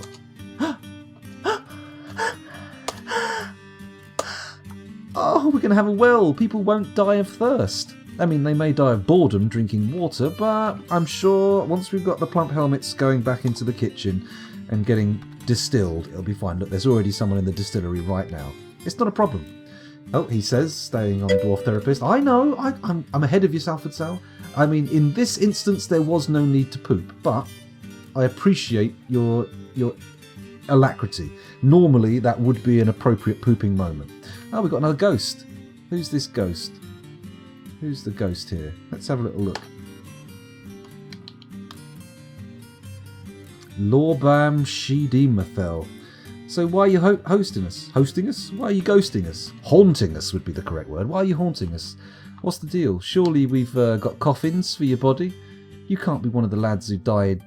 Oh, is someone fucking up our memorial corridor out here? I mean, it's already pretty ruined, isn't it? Nothing says memorial corridor like a strewn pile of twisted bodies. In memoriam.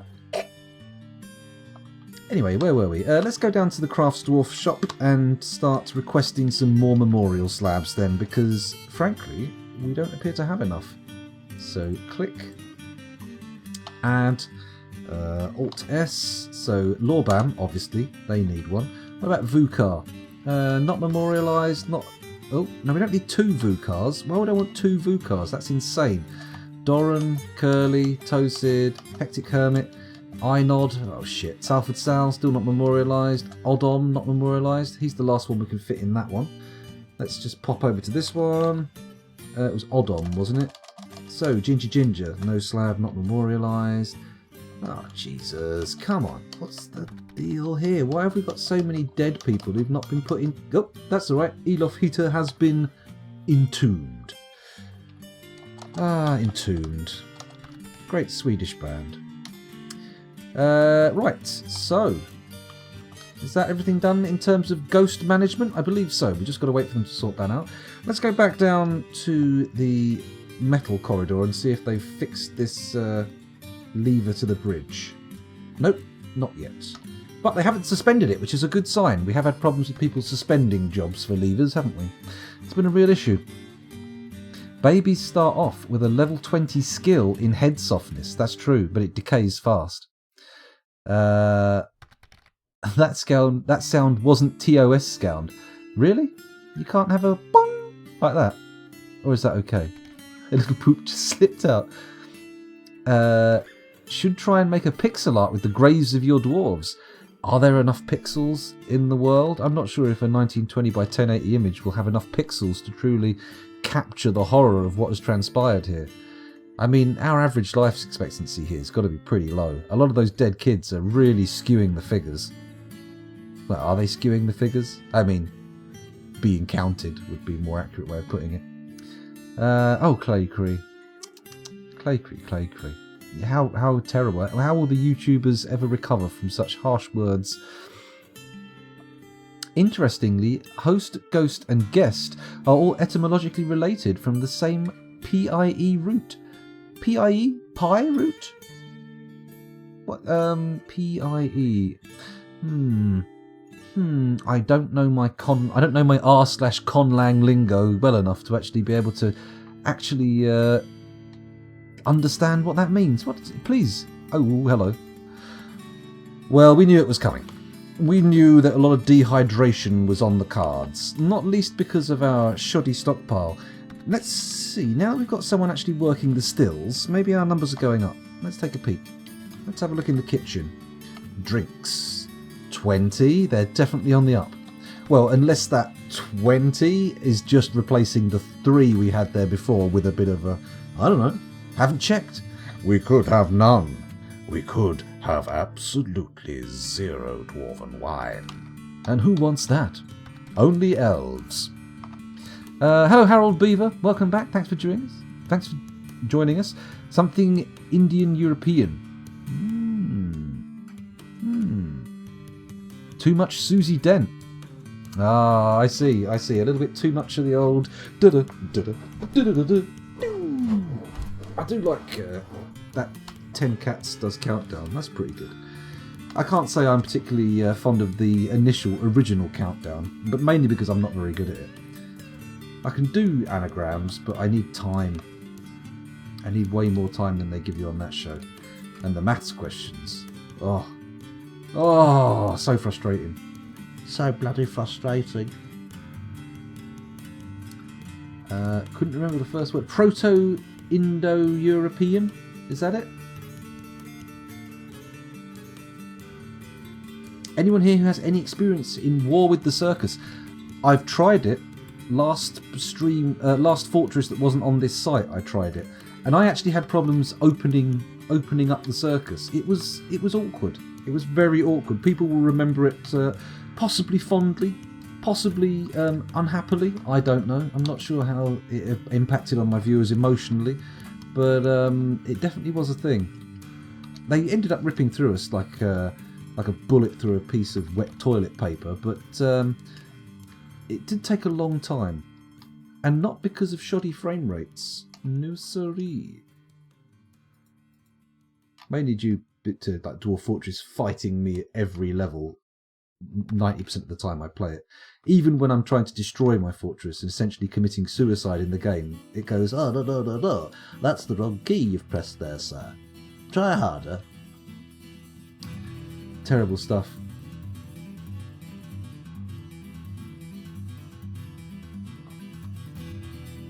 Night Fury? Countdown's a TV show. You've seen Countdown, right? Contestants get like a selection of letters and they have to make the longest words they can out of it. It's classic format. Channel 4.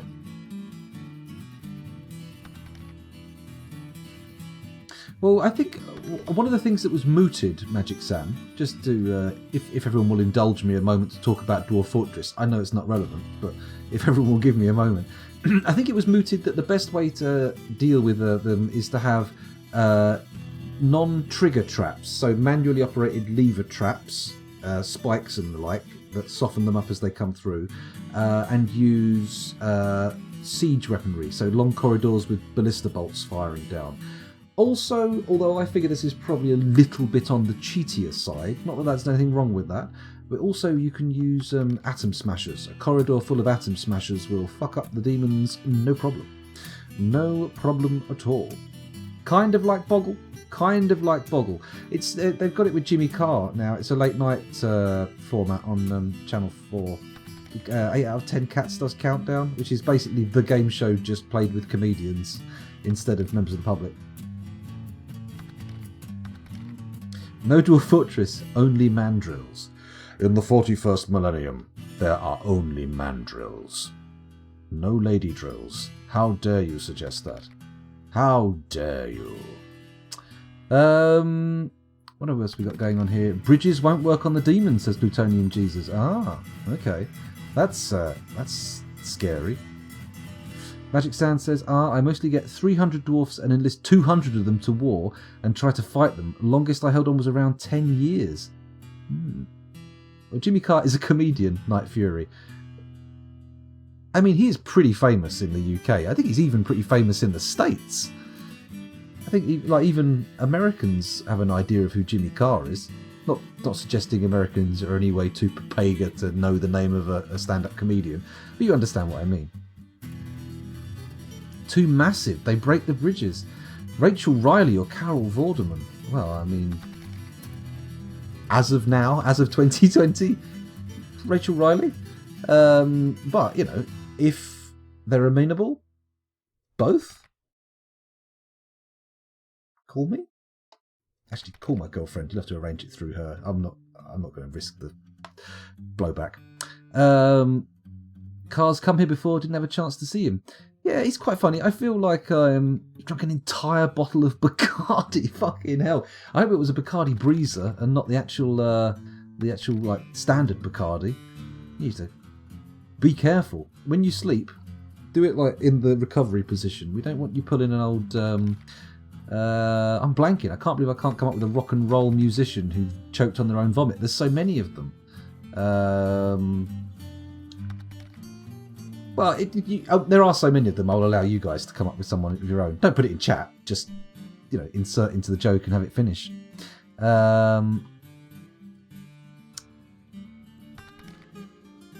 Rachel Riley has never sold me anything on an advert with low production values. So Rachel Riley. Oh, well, that makes sense. That is a good diagnostic criteria, a good heuristic to live by. So yeah, why not? Let's give it to Rachel Riley. Not like that. Let's not get sordid here. Of course they are tidy. Bet 2080 Rachel Riley beats 1980 Carol Vorderman. Maybe. I mean, obviously, for some reason. Oh, hello, by the way, Druidsmead. I was, for some reason, I was imagining Rachel Riley actually beating Carol Vorderman. But obviously, Rachel Riley from 2080 would be like a sort of futuristic cyborg. It'd be like the Terminator. Oh, imagine that. The Terminator done with quiz show hosts instead. That would be beautiful. Anyway, where were we? So I look at killing ways because we still don't know if we can wipe clowns. I believe... Hello, Blizzard Wizard. Welcome to the stream. Thanks for joining us again. I believe you can, like, reduce the flow of clowns significantly. Like, there'll always be some spawning on the edges of the map, but once you get rid of the initial burst of clowns, excuse me, then you can sort of, like, keep the numbers down, if you're lucky. Kurt Cobain. I believe Kurt Cobain choked on lead, not vomit. Oxycontin. Welcome to the stream. Thanks for joining us. No, I'm pretty sure that he wasn't. He was not choking on his own vomit.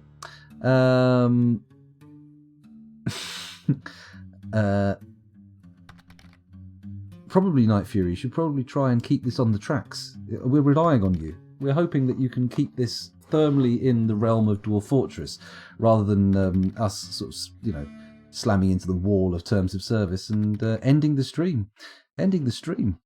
Who are all these women? Why are they fighting? And where can I watch? There was a fist fight. Two women had a fist fight. In fact, a face-biting fight at one point. Only one of them bit the face, the other one had the face bitten. But they were outside my house this morning. It was pretty impressive. That's probably the first time anyone has ever used the phrase, reduce the flow of clowns. It might be. It might be. Who knows? Then again, I mean, maybe someone had a broken clown car that just wouldn't stop. And they're like, we've got to find some way to reduce the flow of clowns out of this tiny car. Could have been possibly. Could have. Might have happened. You never know. Tap danced to death by a titanium Bruce Forsyth. This is the New World Order. My goodness. I mean, get on to, what's his name? Jim will paint it. Do you reckon he came up with that name before all the Jimmy Savile stuff was like widely known, or after? We need to check the date on that Twitter account. Anyway, hello, Frilly Kim? Frilly Kim? Where have I got that from?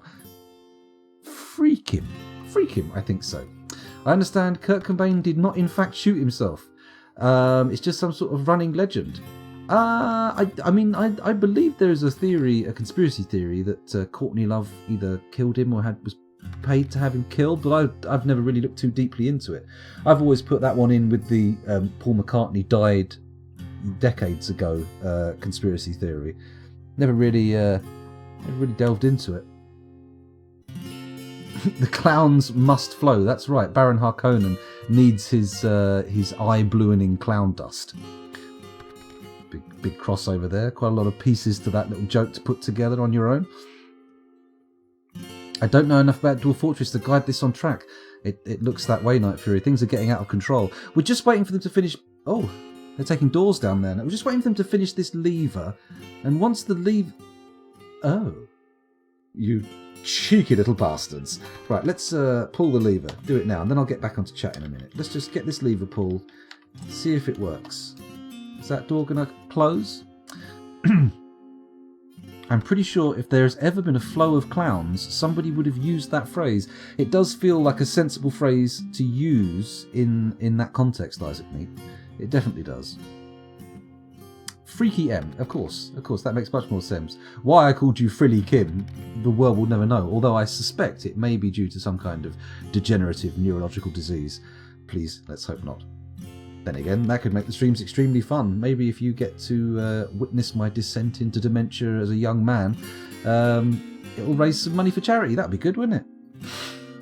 Where am I going with this? It's getting very dark all of a sudden. Very, very dark. Have you heard of Dwarven Metal? As a Dwarf Fortress man, you should really look into it. I don't think I have. I've seen Rose... what's that called? Rosewind. They did a metal cover of Diggy Diggy Hole. That was pretty fucking impressive. I enjoyed that. I am a dwarf, and I am digging a hole. Diggy, diggy hole. Diggy, diggy hole. Etc, etc. It was very good. Let's have a little... I'll have a quick look at Dwarven Metal. I'll have a listen after the stream. I'll just put a little Google... We're displacing the mandrills, boys. This is it. This is the end of mandrill time. Dwarven Metal. I mean, is it like just a metal band... Like metal bands made up of people who are dwarves? Or... When I Google Dwarven Metal, I get Dwarven Metal Ingot, Elder Scrolls Fandom Wiki. People also ask, what is Dwarven Metal? Dwarven metal refers to heavy, exotic metals used primarily by the Dwemer. The Dwemer used the metal extensively. This is not the type of Dwarven metal he means. This is not what chat were trying to bring me to. It's very Elder Scrolls heavy. All of these results are... Okay, yep. We're going to have to try that later on. Dwarven metal apparently is not the ideal Google search to find the genre of music known as Dwarven metal. Has anybody pulled that lever yet? Has anybody pulled that lever? No, they have not.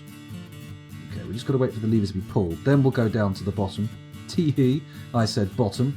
And we'll see how it closes. We are... Oh, there we go. We are going to need to ensure that they get closed in a timely manner.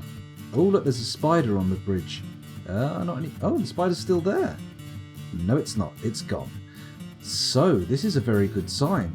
Both gates work. Gates! Let's go up to here. Let's pull the lever again to allow the gate to open. And then we can let our miners break on through to the other side.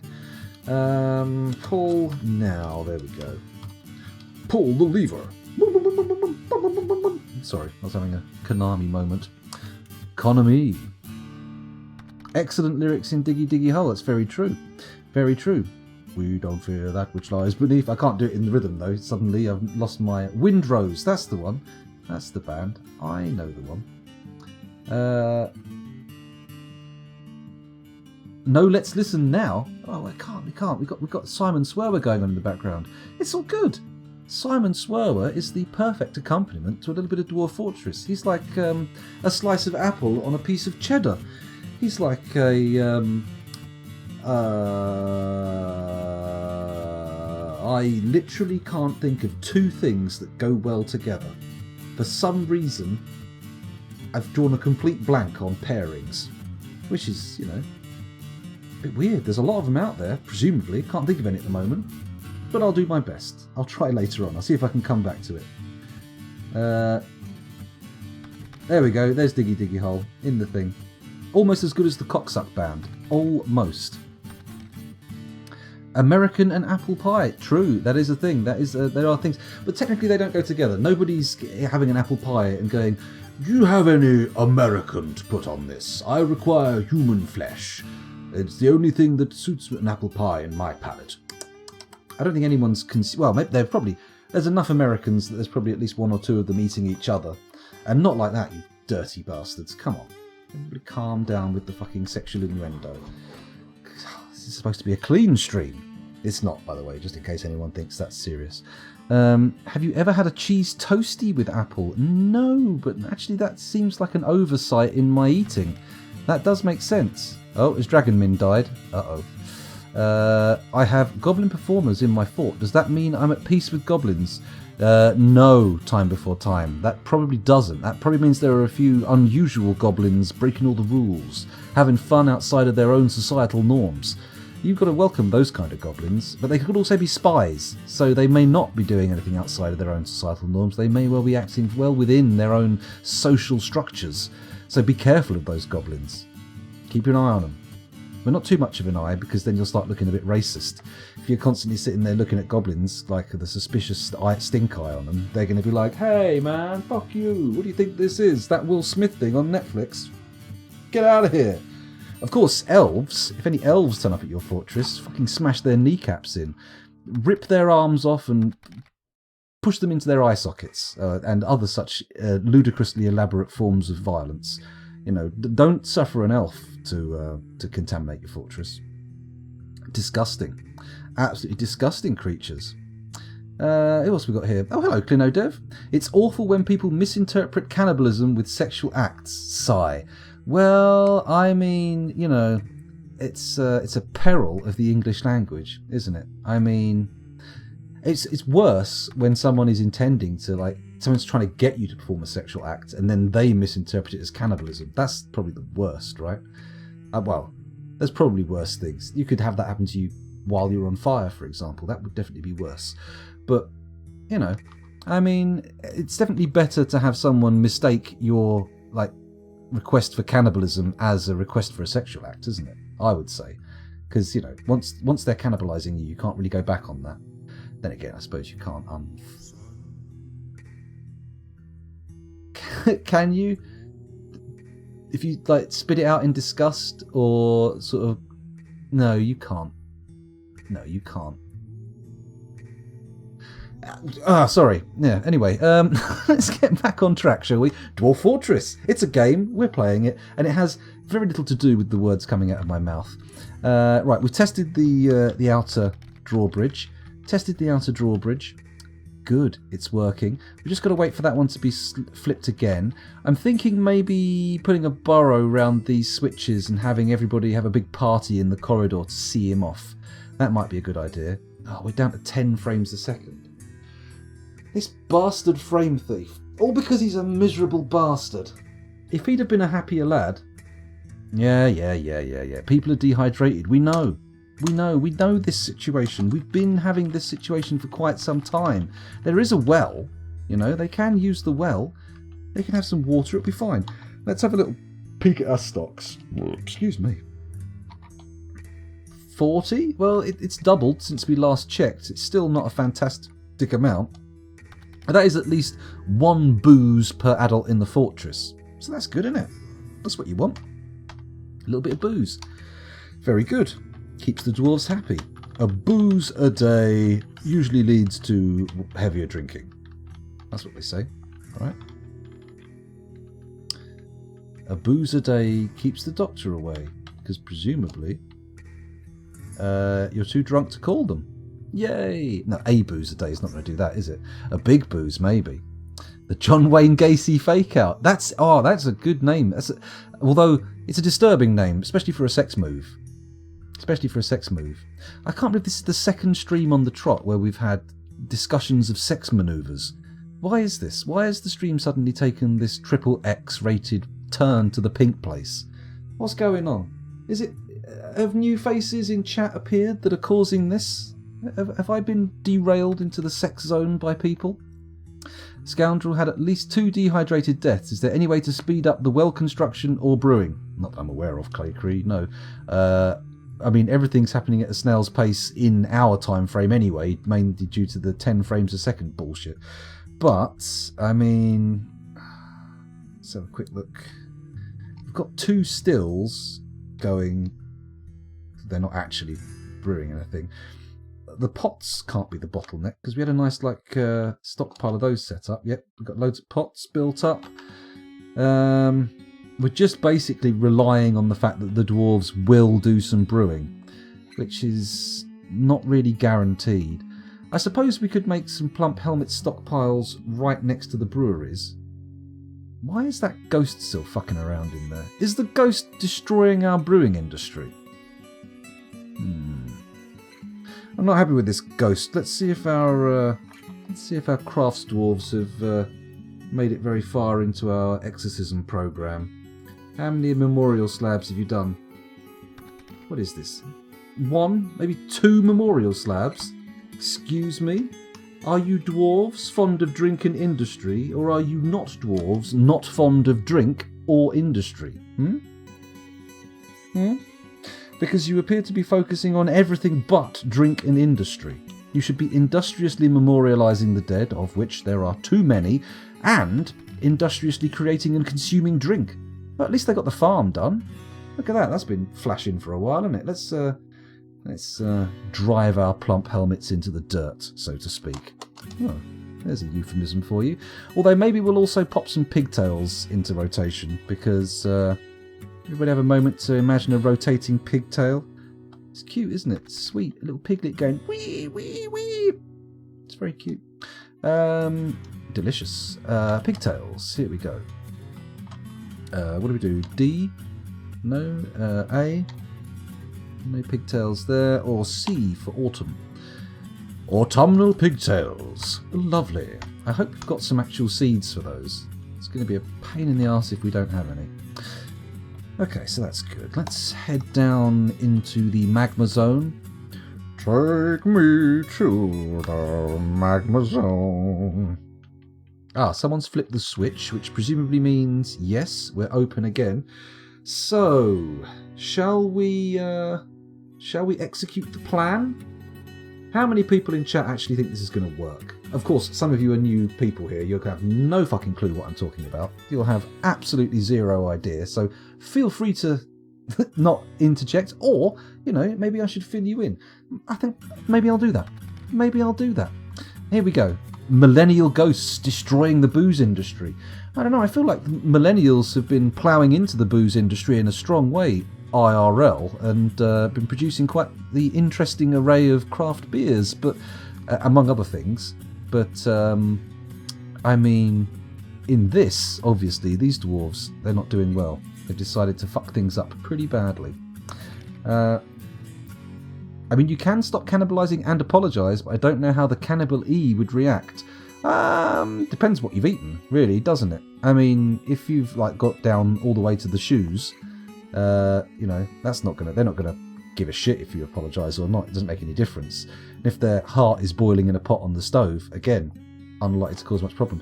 Then again, it's like all the incidents of cannibalism I've heard of in the modern era have either been part of some form of religious ritual or have been like a consensual sexual act.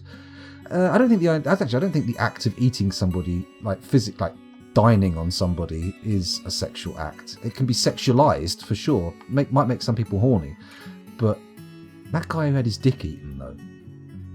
I mean, at that point, you like, how did that happen? How did somebody put an advert online saying, "Please eat my penis," and someone go, "I'll eat your penis," and then they cook it and eat? I mean, it just seems so unlikely. Another mandrill scenario. Anyway, where were we? It's hard to exorcise a ghost. Their cardiovascular system is no longer present. Very true. Very true. But you can exorcise them. That's the way to do it, you see. Isaac Meat knows nothing of the plan, but has full faith in it. Don't worry, I will keep you informed of the plan. Don't worry.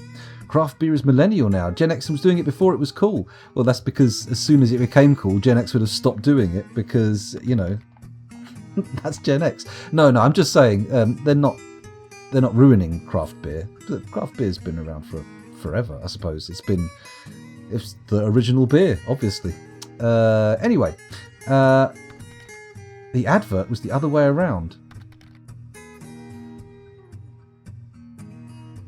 Someone to decannibalize his penis? No, that can't be right. That can't be what you mean at all. Doesn't make any sense. Cannibal to cannibally. Cannibali? Cannibalo? Anyway, I'm confused now. Let's look at the game. Dwarf Fortress is way less confusing than whatever's going on in between the text and my mind, because for some reason I'm not understanding things. Could be the hangover. So, the plan. Yes, okay, here's the plan. We have a dwarf.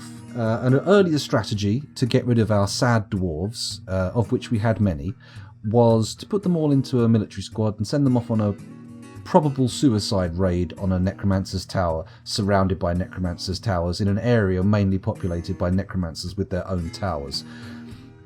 That was fine. Those military squads were sent off, but one of the people was sadly incarcerated in the sadness room, the sadness chamber, which I believe can be viewed... Where's my sadness chamber?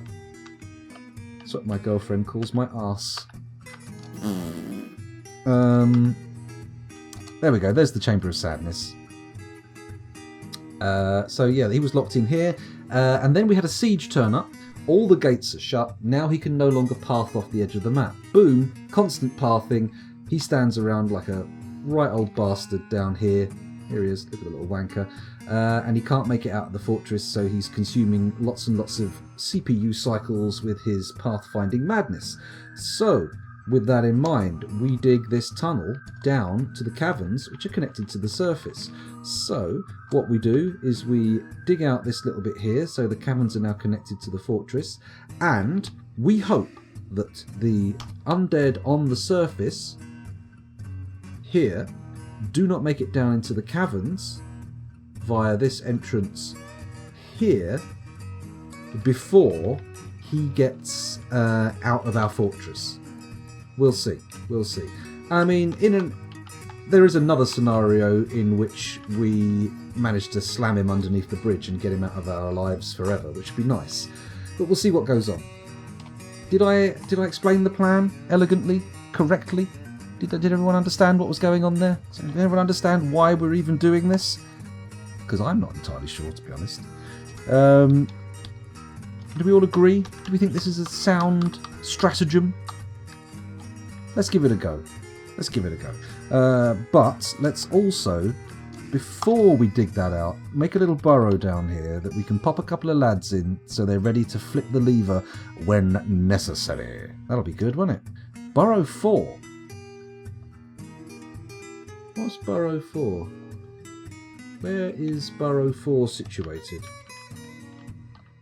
Oh, let me guess. It's somewhere on the surface to get him to go away? No? I'm loath to remove Burrow 4 before I realise where it is. Do you remember Burrow 4?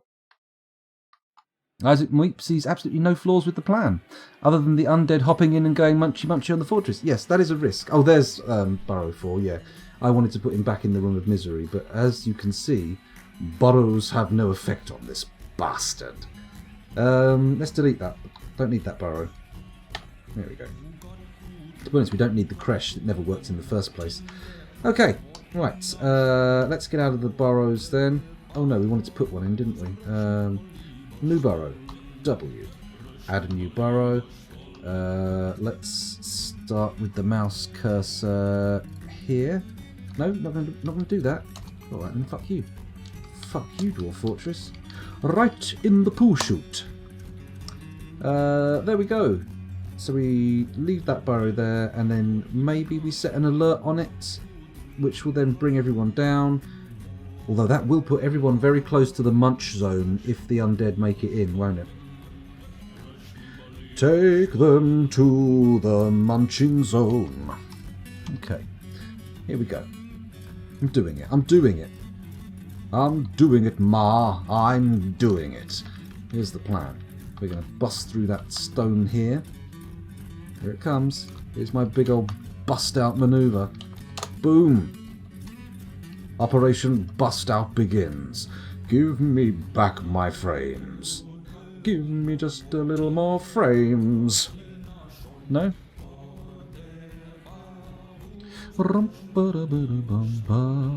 Z to centre on it.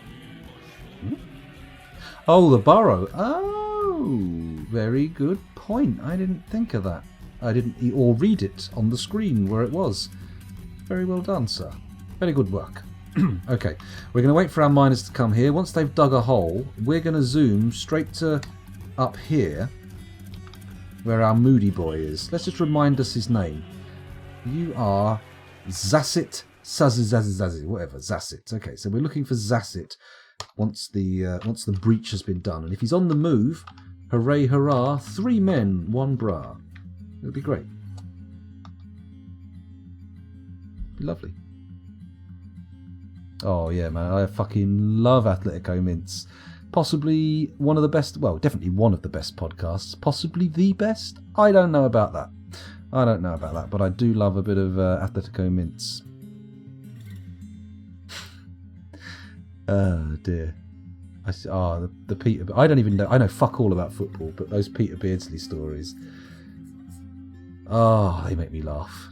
They make me chuckle, giggle, guffaw, titter, and then I'm going back round to giggle again. Good.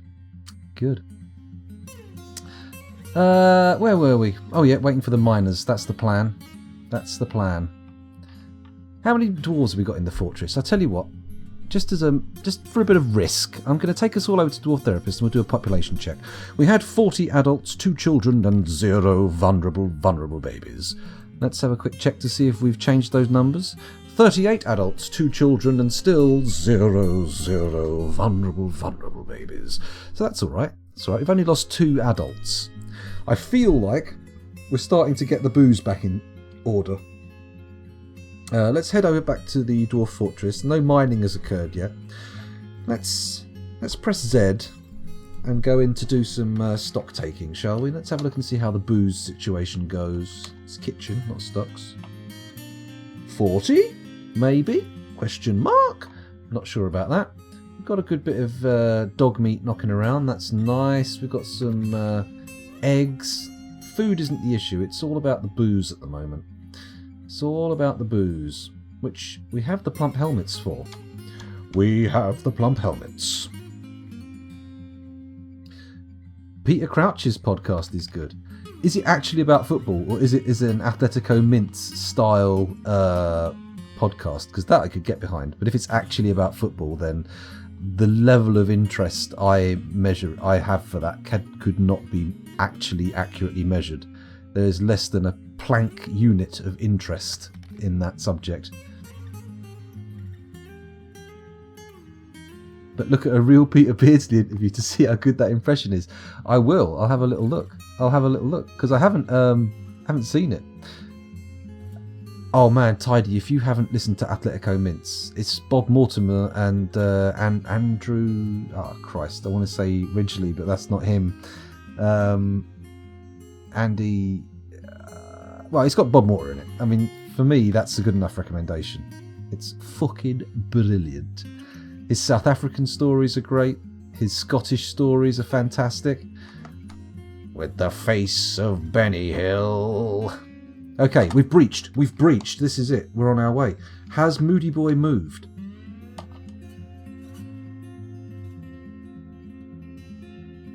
Moody Boy hasn't moved, but the frame rate is up. No, tanking.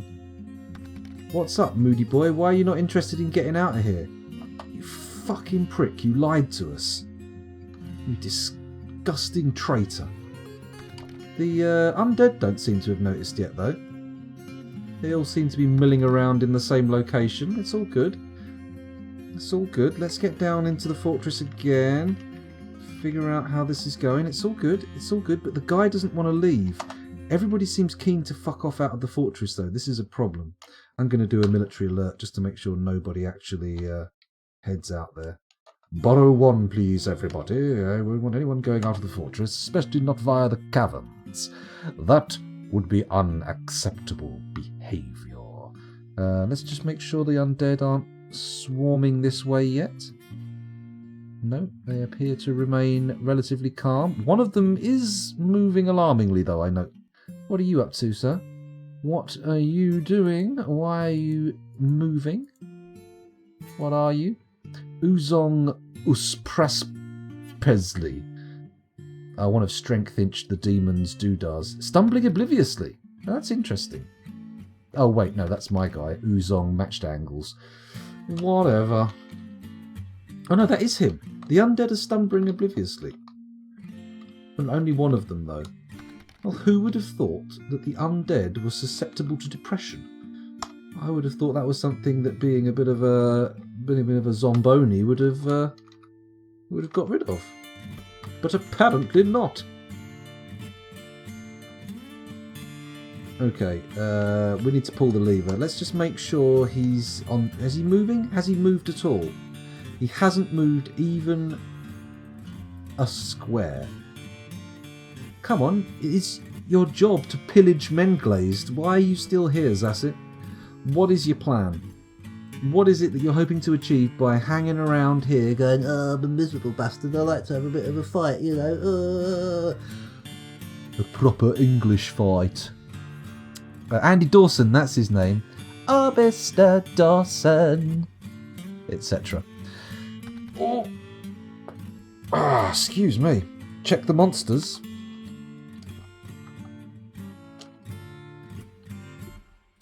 They don't seem to be too alarmed, although I think what we're going to do is pull those levers. We're going to close ourselves in. Add pull. Now, oh god, I've got some trapped wind. Excuse me. I might need to go and get a drink in a second. I'm getting a bit parched. Is it 1:15 already? Fucking hell. Where does the time go? Take that time and stick it up your ass. Sorry, I'm going to be in mince mode for a little while. So, pull the lever. Yep, that's fine. We need to remove the military alert just because they will ignore it otherwise, because it's outside the burrow. There we go. Oh, crikey. Whew. Bear with me. Depressed zombie. Has my ex been talking to you? Oh dear. Were they not impressed with you with your state of happiness and awareness of your surroundings? That sounds pretty dark, pretty unpleasant stuff. Dear oh dear. What else have we got going on in chat? Let's have a look. The thought of a depressed undead is quite funny. Well, you mean if you were an aware zombie, you'd have to be pretty moody, right? I don't think you'd be chuffed to bits. I mean, you might fall to bits, but I don't think you're going to be chuffed. Also, it depends on the kind of zombie that you are. If you're like a Romero, day, night, dawn kind of zombie, horrible, but, you know, it's just about bearable if you're a conscious version of that zombie. If you're a Return of the Living Dead zombie and you're always suffering from the pain, I mean, that's not good, is it? I wouldn't want to be a Return of the Living Dead zombie. It's one of my if not my favourite zombie movie. But I don't think I'd like to be pitted against the zombies in that. If I was in a zombie apocalypse, which I've thought about on many occasions, as I'm sure we all have, we've all got our little plan. We know where we'd go. In fact, it would probably end up with everybody congregating rather than going there. Anyway, but yeah, I've often thought about what would happen with the different types of zombies, and the Return of the Living Dead zombies definitely my least favourite zombies. Not in the movie. They're great in the movie. It's a fantastic film. Well worth a watch. Where are you going, mate? Why do you insist on going to the danger zone? Somebody could flip that lever and kill you. In fact, if they flip that lever, they will kill you while you're mining down there. Could you perhaps be a little less addicted to danger? So if it's not him unable to path off of the map that's causing the 11 frames a second madness... Oh shit. Dead siege operator. Let me just check to see if he's the only one. Let him be the only one who dehydrated away. A little bit of Interview with the Vampire soundtrack for you there. Actually, I think I've got a better idea. Rather than having this open and people pulling the lever, let's get him to dig it out. We'll immediately go back into alert. Come on, dig out that hole. Dig out that lump. Dig the lump out. Dig the lump out. Dig the lump out. Dig the lump out. Dig the lump out. Right, now we go to the alert. Now we bring everybody to burrow 1. And also, we place these levers, crucially, inside burrow 1.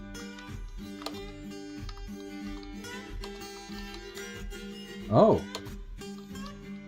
Fart knockers, look at that. Oh. What have we got going on here? It appears that I closed the inner gate, thus sealing my dwarves out of the fortress.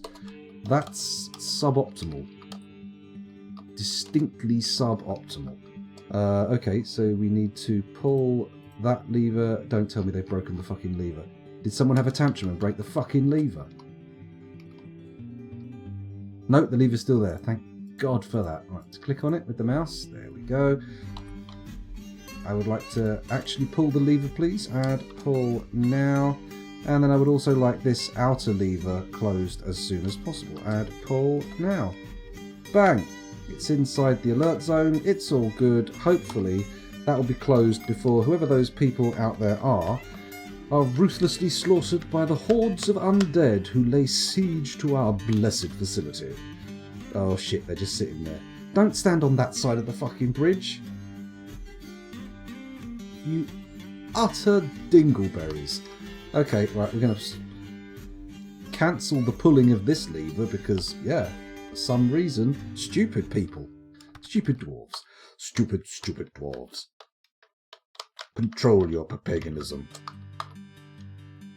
Right, let's wait for that to send them running to the alert spot. The burrow, that's the word. Not alert spot, that would be wrong. Is there a path all the way up? I believe so. We've had people coming in and out before.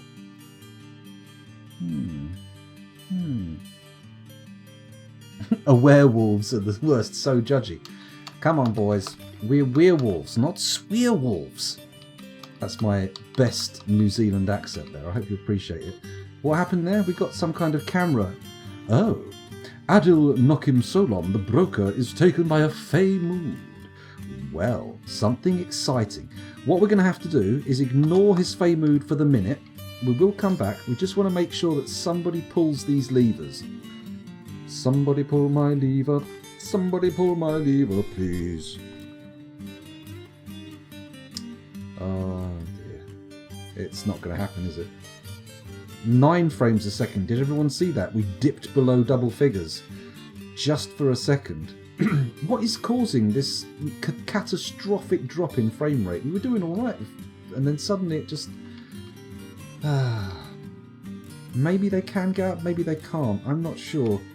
Perhaps there is no way to return from the caverns. Perhaps they are isolated. Or maybe... Oh, look, the water... Oh, you're right. This is a little safe zone. Take me to the safety zone. Ah, okay, so we're in a little watery bubble away from access to the surface.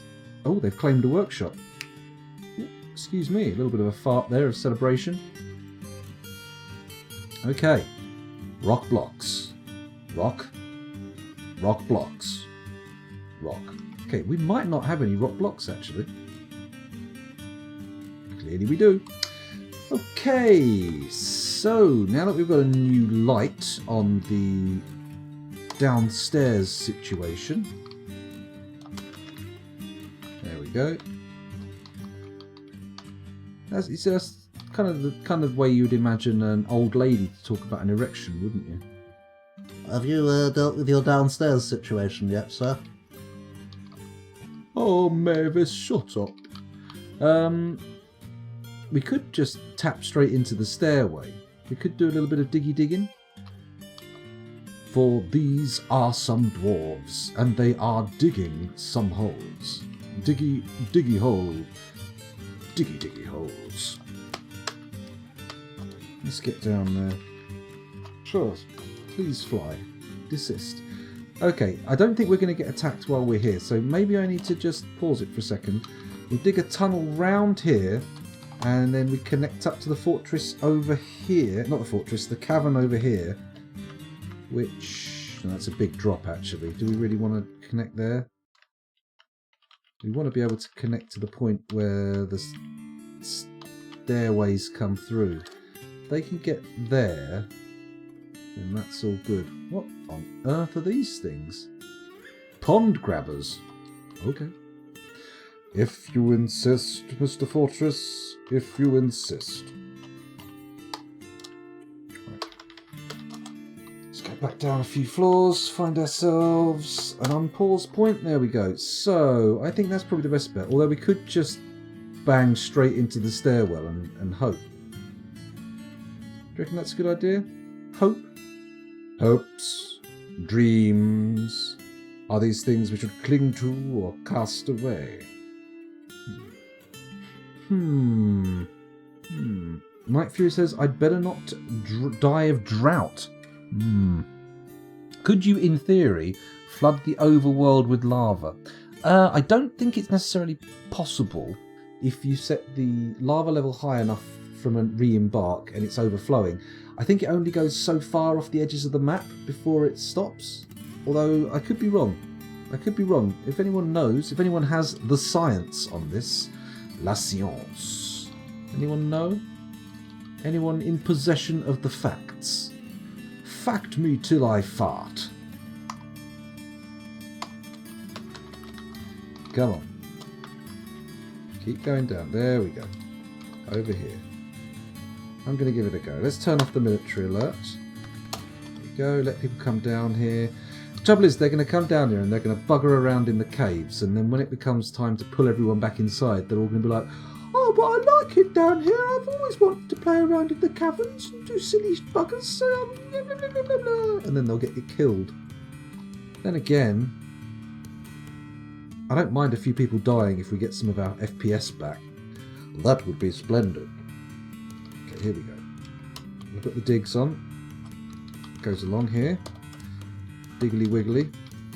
Diggy piggy. Diggy piggy. We're going to go there. We're going to come across here like this. You see? See how this works? I'm actually going to go straight into there, but we are going to connect up over here, which I presume is a potential way out of the fort. We're going to lose some miners probably doing this, but we'll see how it pans out in the end. Look at that frame rate plummeting down below 10. Oh, you're trying to make a fool of me, are you, Dwarf Fortress? Trying to make me seem like I'm more pessimistic than I need to be. Well, we see who gets the last laugh tonight when I turn my computer off. Ah, not so clever now, are we? Yes, remember, I have power over you that you couldn't imagine, because as a program on a computer, you don't really have any concept of anything. So you have no imagination and cannot imagine anything at all, meaning that Everything I'm saying is meaningless, pointless. It's beautiful. Anyway, where were we? Looking at chat. In theory, less dwarves equals more frames. Well, I mean, it's fewer dwarves. Thank you very much, Night Fury, but I understand what you mean. Taika Waititi is pretty big for cult comedy these days, though. Oh, no, Taika Waititi's like a top-tier Hollywood director now, isn't he? Ever since Thor Ragnarok. An old, what's it called? Jojo Rabbit? I haven't seen that yet. I'll get round to it. Was he in the final finale of The Mandalorian? I thought he was in it briefly as the sort of the bounty hunter droid with the big long sort of pole head. That was in like the first episode, wasn't it? Or was it? My favourite thing about the Mandalorian is the way they film it using those LED back screens. It's all rear projected like oh crap, what was that Tom Cruise film? We've tried to come up with the name of this one before. He flies around in a big ball in the clouds. I think it began with O. Christ, I saw it in the cinema. What was it called? If I type in Tom Cruise sci-fi ball O, I don't think I'm going to get much practical response from Google. Tom Cruise sci-fi ball O. Oblivion. It actually was the first result that came up. Fuck me, Google. Come on. How are you so amazing? Oblivion. How did that work? Never mind. Yeah, you can flood the place you're in, but you can flood the whole level you're in. But as a way of preventing siege, I'm not so sure. I mean, if it sets, you're basically locked in forever, right? If your magma cools, it's going to be big problems. Oh, it's 1:30. How long have I been going for? 2.25 hours. Is it too late to go for a drink? Could go and have a little break and make a cup of tea, couldn't I? We could all take the opportunity to go for maybe have a little poo or something. I don't know what happens in the breaks. I know what I do. I'm going to have a bit of millionaire thought bread. Ooh, shortbread, and think about it. Oh yeah, good stuff. I love a bit of millionaire shortbread.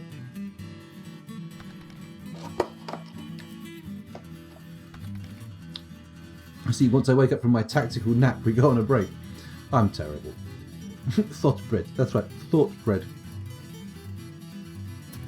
Thought bread is made of dreams, mainly. Hold on. Getting the crumbs out of my teeth. There we go, it's all good. It's all fine. It's all dandy. I could do, but see, the thing is, I'm probably not going to go on much later than 2:30, 3 o'clock. So, what, that's like an hour and a half I've got left. 10-minute break will interrupt the flow. We'll see. Let's try and get this little tunnel dug. And then once we've done that, I'll think about having a break. I suppose I could just nip out and put the kettle on, couldn't I? That is an option. I could even just grab a bit of water and not have a break. Which means you won't have to sit through my my home screen and my custom music and look at that picture of the t-shirts I've got. It's looking better and better, isn't it? Maybe I'll just go and make a cup of tea. Leave the microphone on, let you hear the kettle boiling.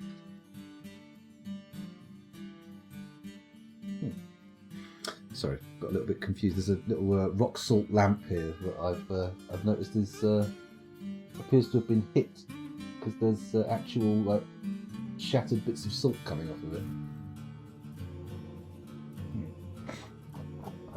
I don't know why I sniffed it. You can't smell salt. Can you? Can anyone smell salt? Is there a genetic profile that allows you to smell salt? I suppose there are smelling salts, but that's not the kind of salt we're talking about here, right? Maybe it is. Just realised I'm not claiming my free view. I should be in Twitch right now on my phone with this stream up and getting myself a cheeky free viewer, and I haven't done it. Also, let's have a quick glance at how many people are watching. There's 35 people currently watching Dwarf Fortress. Oh, 33 according to the category, and I've got 27 of them. Heavens above. We should start thinking about who we're going to raid at the end of the stream as well. Who have we got here? Me Angelos. I think we've raided Me Angelos before, haven't we? Who else have we got? Mr. Whiskey. Oh, interesting name. Interesting looking fortress. And Sayadade, which isn't really a person. It's a computer playing Dwarf Fortress, so we won't raid them. Anyone else? There's nobody I'm following streaming at the moment. So that's cool. Oh no, there's that Starbite TV who was streaming Persona 5.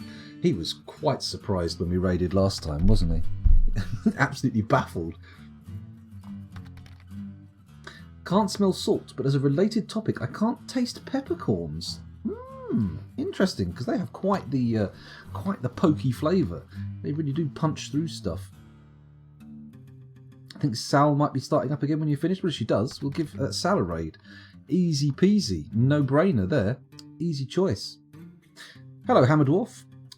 Hey, you all raided my channel last week, and I wanted to say thanks for that. It's not a problem. I'm happy. I'm always looking for someone to... holy shit, they started their mysterious construction. My God, I wasn't paying attention. That could have ended poorly. Luckily, it didn't. Yeah, I'm always looking for people. If I just raid someone random playing Dwarf Fortress at the end of the stream, because sometimes we get like 30 viewers, maybe more, and it feels good just to, you know, put everyone into someone else's chat, give them a chance to catch a few new viewers. You know, it's all good. It's all good. Or then, not always. We've had a couple of them where it's gone sour. That was a bit weird. It was that one guy who was really quite cross with me.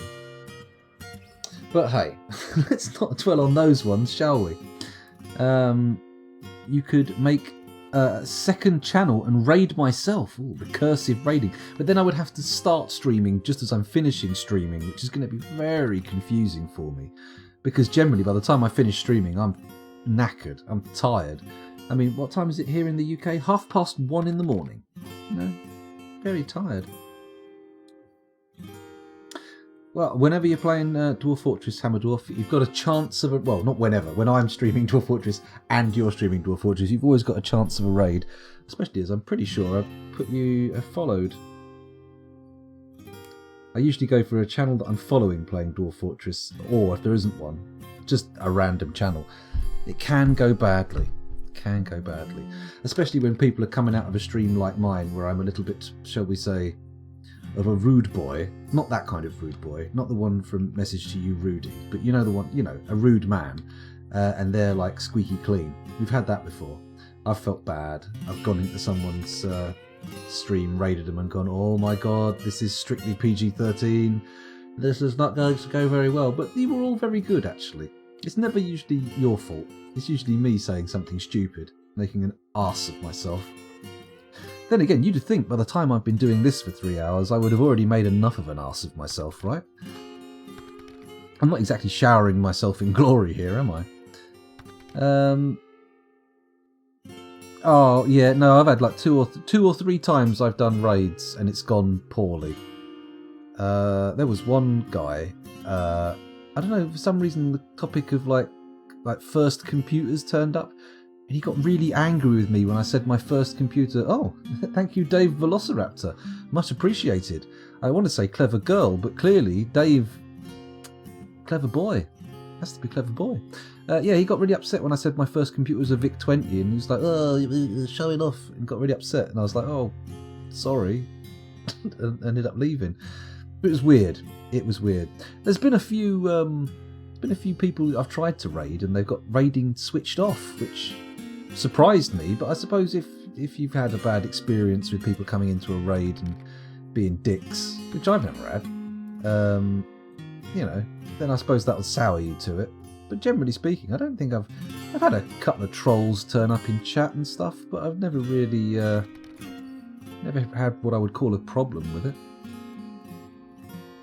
A little bit spasticated with your mandrill fetish. Yeah, it's not a fetish, really. I've not got an actual fetish for mandrills, that's for sure. My sexual arousal does not hinge on mandrills. Let's put it that way. Which would be the correct way. I just happened to get lost on a mandrill tangent this at the beginning of the thing. Why is Tidy not getting a VIP badge when he is an actual VIP? Because it definitely said it had done it. I don't know. I feel like he thought I was somehow bragging about how old I was. And, yeah, he got really cross. Never mind. My compressed computer was a 486. Oh, God, I remember lusting after 486s. I remember wanting a 486 to run Wing Commander 3. It had 8 megabytes of RAM, and I thought, oh my God, computers will never get better than this. Oh, if only I could own this instead of my Amstrad 286 that I had at the time. But hey, it got better. It gets better, everybody. Hold on. Hold out for a good computer. I've got an NVIDIA GTX 1070 in this bad boy. You can fit so many pixels in it.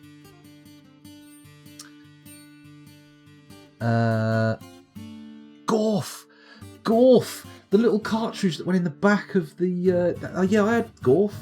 Gorf, and there was another game that came on those cartridges as well. Those were the long cartridges, Gorf and whatever the other one was. And then there was another one that was about half the length that didn't fit into the whole slot on the back.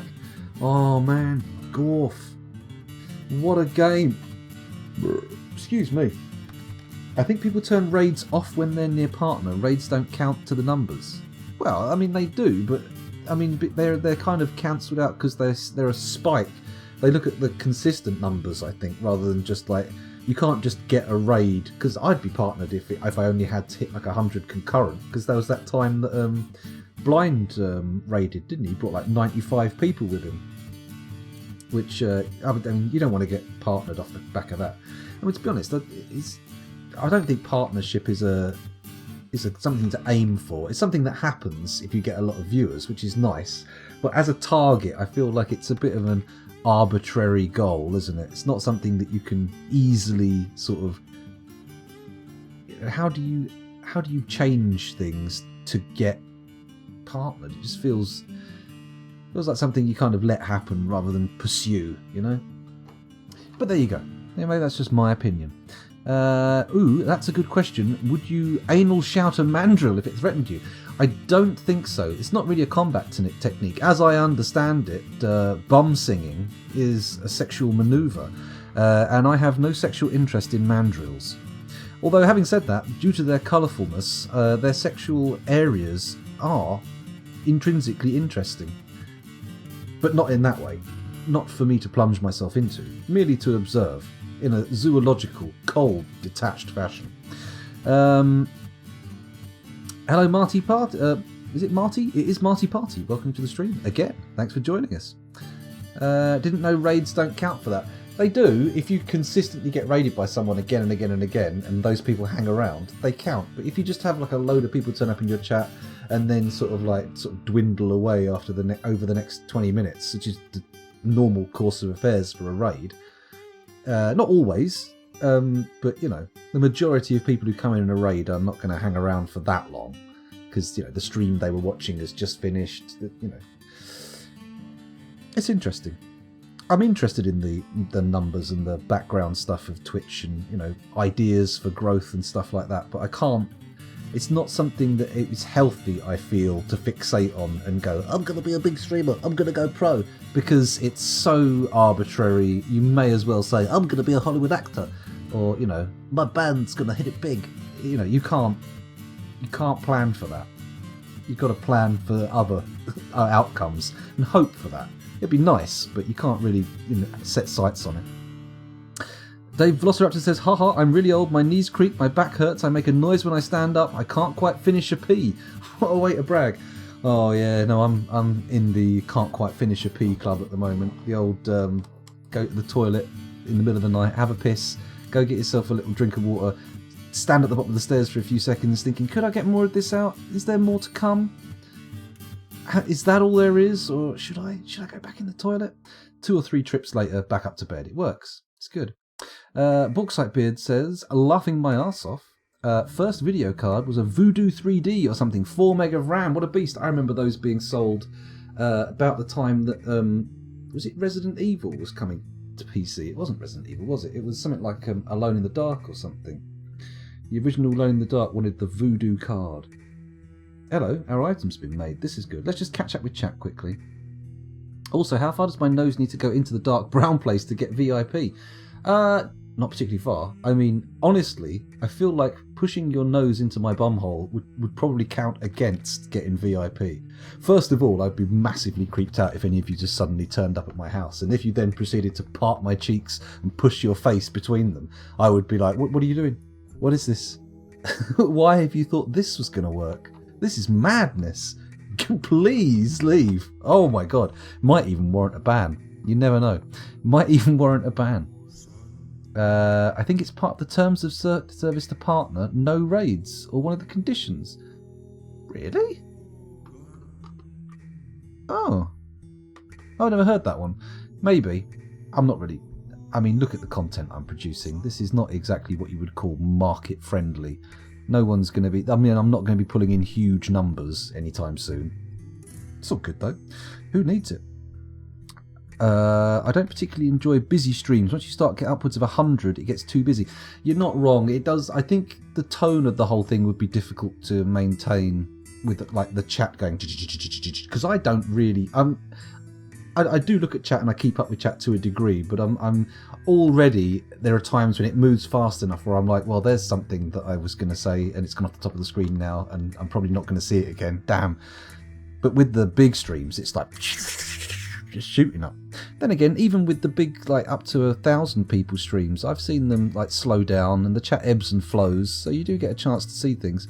And the only sort of big stream I watch, is the Chilluminati, and they get like between 1 and 2 grand's worth of people watching. And there are moments in the chat there where it slows down enough that you can actually participate in it. I mean, they never fucking really talk, like they don't react to chat as such, but you can have a conversation in chat with the people there. Anyway, where are we? I listened to a podcast about Alone in the Dark today. Which one? The original Alone in the Dark by Infogrames, or the latter day Alone in the Dark, which I don't remember. I don't remember playing it. It flopped, didn't it? Like financially. I don't know if it was any good as a game, but I remember it not being a big seller. Can artifact mechanism be broken, or are they unbreakable like artifact doors? I believe all artifacts are unbreakable, Dragon. I believe all artifacts are unbreakable. I'd sponsor you just so I can make you say weird shit. Do you work at the... do you have control of a marketing budget for a large company? I mean, feel free. I am willing to do ads, if any of you happen to be in the Washington State area of... Washington, of the United States. Oh, fuck the advert up. Can't believe it. This is my big chance. This is my time to shine. This was the moment where I was going to prove that I could actually be a fucking marketing bitch. And now I'm sitting here like messing up the whole thing up. Let's try again. If any of you happen to be in the Tacoma area of Washington State, United States of America, you may be interested in visiting Tacoma Games. They sell tabletop role-playing games, collectible card games, board games, polyhedral dice, miniatures, etc., etc., etc. If that sounds like the kind of thing you're into, wait for this viral nonsense to finish and then visit them. Tell them I sent you. They'll know it was worth doing the mug then. It'd be good. Anyway, where are we going? Let's have a little look over here. I like minuscule streams, says Claycree. Everybody leave. Oh, you got to share. Don't throw your toys out of the pram, Claycree. It's fine. Hello, Curly Fries. Welcome back. Thanks for joining us again. You are getting it a bit late, aren't you? It's 1:45 here. No, the original one. Oh yeah, the podcast is DOS Game Club. They did briefly mention all the sequels and remakes and said they're all gash. Oh really? I thought Alone in the Dark 2, or maybe my memory is not as good as I thought. I thought Alone in the Dark 2 wasn't bad back in the day, but I could be wrong. They may not have used the word gash. Well, I mean, we know what it means. We know how the sentiment works. Oh. Night Fury, thank you very much for being so largesserous. Generous, that's the word. I was going to say thank you for your largesse, and thank you for being generous, and it just sort of all mashed up into one horrible word mess. Ugh. But thank you very much. Much appreciated. How awfully generational? Fuck me, I'm getting tired. How awfully generous of you. What a lovely fella. The only large stream I follow I happen to moderate for. It's terrifying. Yeah, I mean, I'm quite lucky here. Haven't not had any desperate need for moderators as such. I've got a couple, but I don't even know if we've got any moderators in chat. No mods. Yeah, let's advertise that. Let's make a point of pointing out that there are no mods here right now. That's gonna help. That's gonna make everything much better. Well done, scoundrel. Curly, I think you're still alive. I think you're still alive. Post-dwarves, that's right.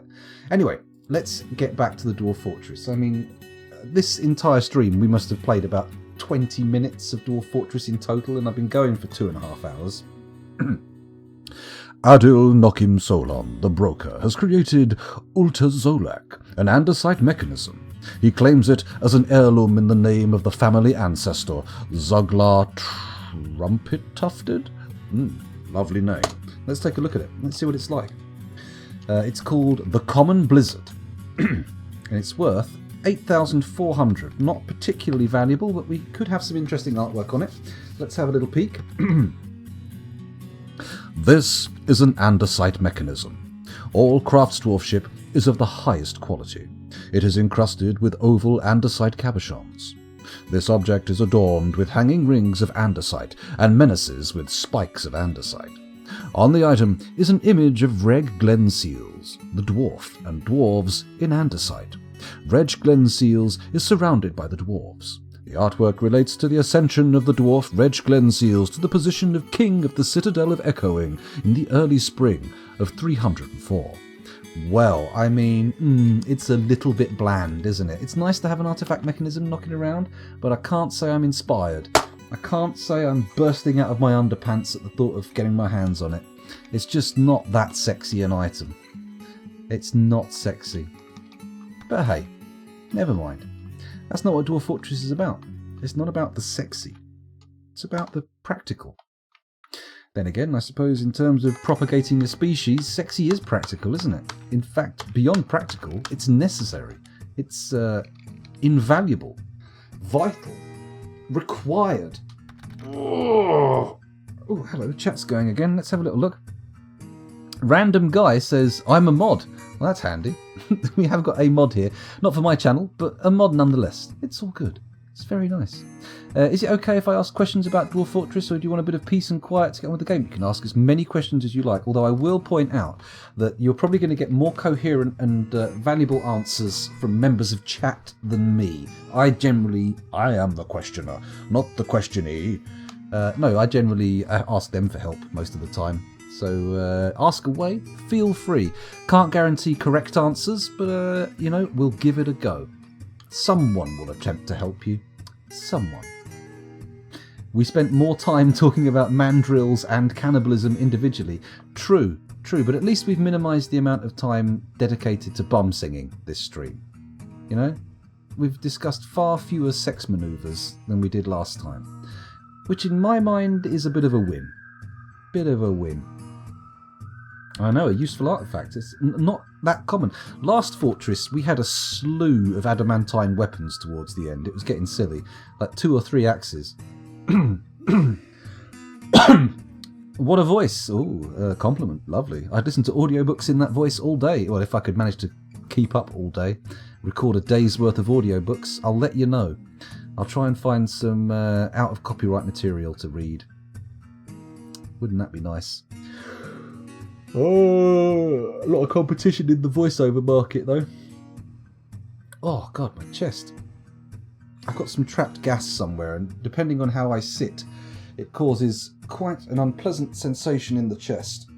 Oh, don't worry. It'll get out eventually.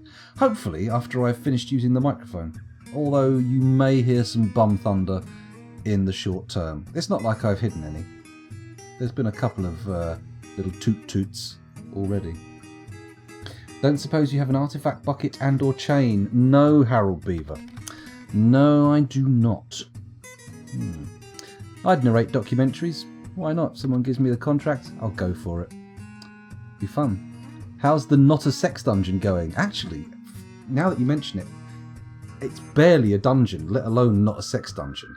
It's got a cage in it, and it's got some walls and a floor and a ceiling, and that's about as far as it goes. First, we need to deal with this little scenario, because I feel as soon as we penetrate into the main cavern, that's when shit's gonna get heavy. Or when the shit goes down, you'd better be ready. And when the shit goes down. A little bit of Cypress Hill for you there. Oh, Arian, you've started making masterpieces. Very good. Very good indeed. Minimised but not eradicated the bum singing. That's right. No, yeah, you can ask as many questions as you like about Dwarf Fortress. No problem. More than welcome. I mean, yeah, like I say, you'll get more sense out of chat. Well, some of you do. If Plutonium Jesus is here, they're usually a pretty good bet. Oafsalot's a fairly knowledgeable Dwarf Fortress player. Orchimedes. There's a number of people in chat who are actually quite good at Dwarf Fortress. So, Salford Sal, if she's still watching, has actual tutorial videos that you can be referred to. So, you know, if you're lucky, maybe she'll be able to solve your problems. Won't be a magic wand wave, I'm sure, but that's primarily down to the fact that magic wands aren't real. Well, I mean, they really exist, I've seen them, but they're just not actually magical.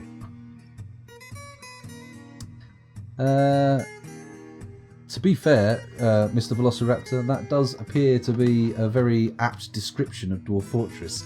A series of issues, one after the other, that require solving. It is possible to get to a point. Is it possible to get to a point where everything's okay and you can catch your breath, or is it always a madcap dash to solve one problem and cause more? You can. You can. If you can get a fortress to a fairly stable position. It just takes a little bit of finessing, and you get there fairly easily. Fairly easily. You've never played Dwarf Fortress. How have you ended up here? That's for some reason, like nobody gives a shit if I stream anything else, but for Dwarf Fortress, people are like, oh, I'm going to watch this guy play Dwarf Fortress. And a good, like, maybe 10% of you who come in here have never ever played Dwarf Fortress, and I'm like, what about the Dwarf Fortress category artwork has lured you in here? What has made you go, this is the one I want to watch? This is it, this is the one! It seems unlikely. Almost mad. What's with the phrase, is my computer on fire? No, this whole tunnel being dug right now is actually an attempt to create a viable path to the surface for someone who's attempting to get out of the fortress. We believe, the theory, the current best thinking is that the frame rate being so low is due to someone being sent on a mission to raid another site, but not being able to get out of the fortress owing to the siege having the fortress all locked up. So what we're doing is creating a little slipway into the caverns so they can get to the surface, and hopefully we can get everyone back inside while they're on their way and seal off the undead on the surface. Because you don't want them getting into the fortress. That would be ideal. Just appeared in my suggestions. Blimey. The miracle of it's the miracle of love. No, the miracle of Twitch recommendations. And they say Twitch isn't a platform for growth. Well, let me tell you, I appear to be swelling like the penis of a teenage boy when confronted with breasts.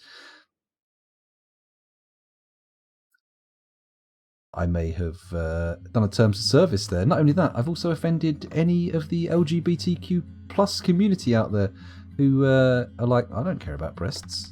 I have a penis. How dare you suggest that I would swell under such circumstances? I will remain resolutely flaccid, like a noodle. An uncooked... No, a cooked noodle. Uncooked noodles are stiff. Well, it depends if they're fresh or not, doesn't it? Dried uncooked noodles, very stiff, very rigid. Cooked noodles, limp, floppy. Anyway, let's look at chat. 36 people. My goodness. My goodness. Twitch was clearly checking your chat logs, and maybe we're creating the community by feeding the algorithm. The algorithm? That might make sense. Feeding the algorithm madness. You know what they say? Mad in, mad out. I can answer that question. I had heard of Dwarf Fortress and the coolness, but it's really hard to get into or even know what you can do in the game, so watching it lets you know what's going on and what can happen, things to look out for, and just made jumping in a lot easier. That's true. I kind of wish that people were streaming it back when I started playing, because I struggle finding like what I want out of Dwarf Fortress tutorials. There's it's very difficult to go, this is a specific thing I want that in my tutorial. There's a lot of sort of long tutorials, lots of long form getting started affairs, but very few sort of troubleshooting ones, I've noticed. Sal does actually do troubleshooting ones, but the ones I've seen are more on a sort of technical, getting the game to run kind of side of things. Dastastic's ones were quite good for being broken down, but they're all still like 20-minute affairs. Right, they're about to break through. Breaking through, into the cavern, they're breaking through. Let's go to the surface, let's check to see that none of our undead guests are currently swarming in. They are not. Hang on a minute, look at the frame rate. Oh, why are you doing this to me, Dwarf Fortress? Why are you doing this to me? What's your plan here? What's your end game? What's your dream? What are you trying to achieve? What's your goal? What are you trying to do to me? Are you trying to get me upset? Are you trying to leave me all flustered? Are you trying to get me off-footed? Off-footed? Off guard? Half-footed? Half-footed isn't the thing, is it? I mean, there probably are half-footed people who've had terrible accidents, but I meant back-footed? Back-footed, something like that. Oh, hang on, someone's cancelled a drink. They're horrified. Question mark? What's going on here? Where's the horror? There we go. Murder machine. Well, there's an ironic twist there, isn't it? Murder machine is horrified. And why were they horrified here in particular? What has made its way into our little community that could have elicited horror? Is that blood on the walls? Where's my mouse? There's my mouse. Let's have a little look. Is this blood? It is. It's a spattering of Vukar's blood. Not ideal. Not ideal at all. Let me just do a quick pop check. 37 adults, 2 children and 0 vulnerable babies. And now... No, the population remains firm. Remains in place. Doesn't appear to have caused any problems. Let's check and see if old Moody Boots has decided to move. No, still being a miserable bag of shattered balls. What do we do? What do we do with a dwarf like Zasset? Question mark. Question mark. I've unpaused the game. He's not moving. He's remaining still. Being all miserable like. Having said that, look, the population do appear to be cheering up. There's nobody in this level of misery. There's only one person, presumably this twat, who's super upset, and there's 4 people who are kind of upset. I don't know if we've just had a lot of the medium sad people die, but hopefully things are on the turn in this fortress. I mean, the population is kind of dwindling, but it could be a lot worse. Could be a lot worse. We could be on fire and or drowning in liquid shit. I mean, those definitely would both make the situation worse. Unless, of course, that's your thing, in which case it would vastly improve things for you. But if your thing is burning in a sea of liquid shit, then what's that all about? What were you up to? You alright? You feeling okay? You having trouble? Should we have a word with your mum and dad or something? Come on. I think I want to bring everybody inside and close that gate. If getting to the edge of the map is not the end game here, what is? Do we just break into the stairs? Because there's a chance that they can't actually path to the surface from here either. In fact, we could be in an entirely sealed chamber.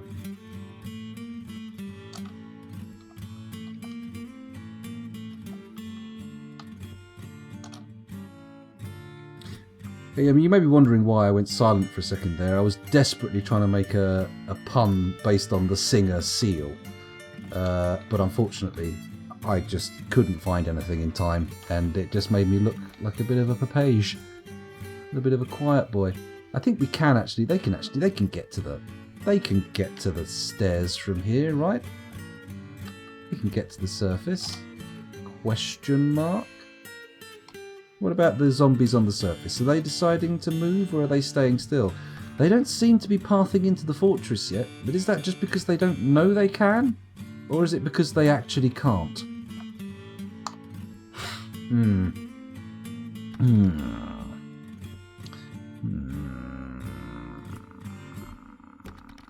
Tidy has a crazy idea to kill him. Flat-footed, that's the one. Half-cocked and flat-footed, that's true. Actually, Dragon Miners, a necromancer didn't come and drop off some undead. We happen to have placed ourselves in what can only be described as a thicket of necromancer towers. So, yeah.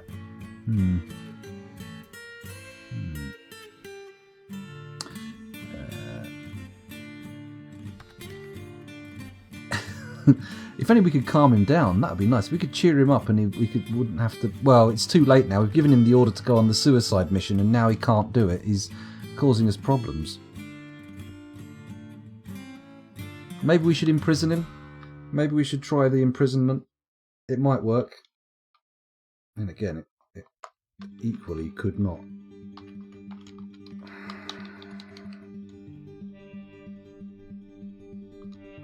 Are we connected to the surface here? Desperate times call for desperate measures. I am going to dig a little corridor here, like that, and then we'll pierce through here. We're going to penetrate the stairway. Although it's gonna probably be... Actually, it can...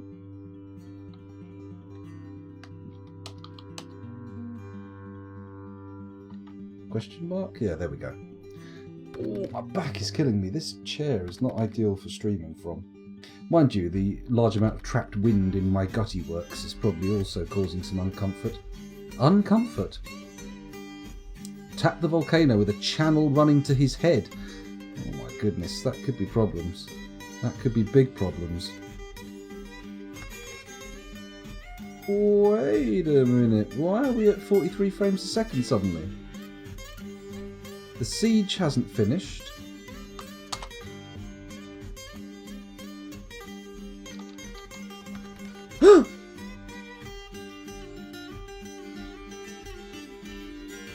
Wait.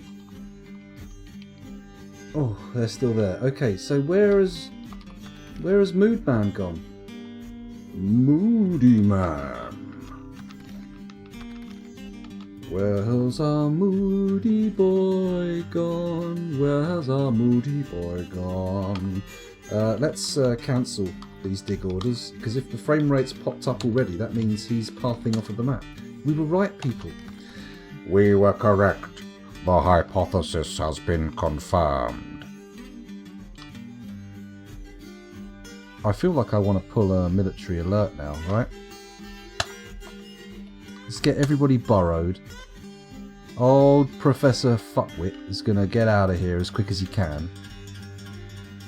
Let's find him. Where is he? Where is he? Where's our sad lad? Nobody knows what it's like to be a sad dwarf, to be a mad dwarf with burning red eyes. There we go. A little bit of copyright infringing madness. I should probably avoid that. Is he fucking off at all? I don't see him. What was his name again? We even checked his name, didn't we? It began with Z. Zassit. There you are, there's the militia command. He's pillaging Menglazed. Where are you? We found him. Let's watch him walk off the map. Ba ba ba ba ba ba ba ba ba ba ba ba. Ba ba ba ba ba ba ba ba ba. This doesn't look like someone heading off of the map. This looks like someone twatting around in the mayor's office. What is your plan? We gave you explicit instructions to pillage Menglazed, and you appear to be buggering around like some kind of bullshit artist? Some kind of fuck-witted trumpet nuzzler? What are you up to? What's your plan here? Why are you suddenly so active, yet also so... Is it the alert that's pulled him in? They're tanking again. He stops moving. Fucking frames go tank. Bosh. Now suddenly he's still... We have no frames per second. Let's check the surface just to make sure. Where are you, my undead enemies? Please no raid. Please no attack. Thank you. Okay, let's keep an eye on the undead and see what chat's saying. Someone might have a better idea. Curly Fry still votes for a hammer to the head? Fred Dirt, the new metal singer. That's right, Fred Dirt. What was... Oh, God. Famous cover. Wouldn't it be nice?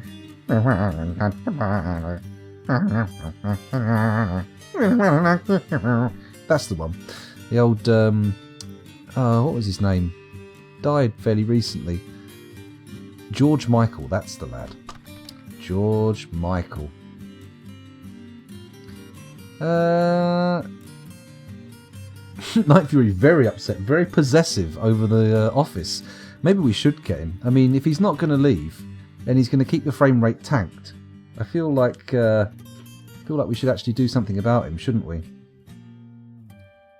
He's been struck by melancholy.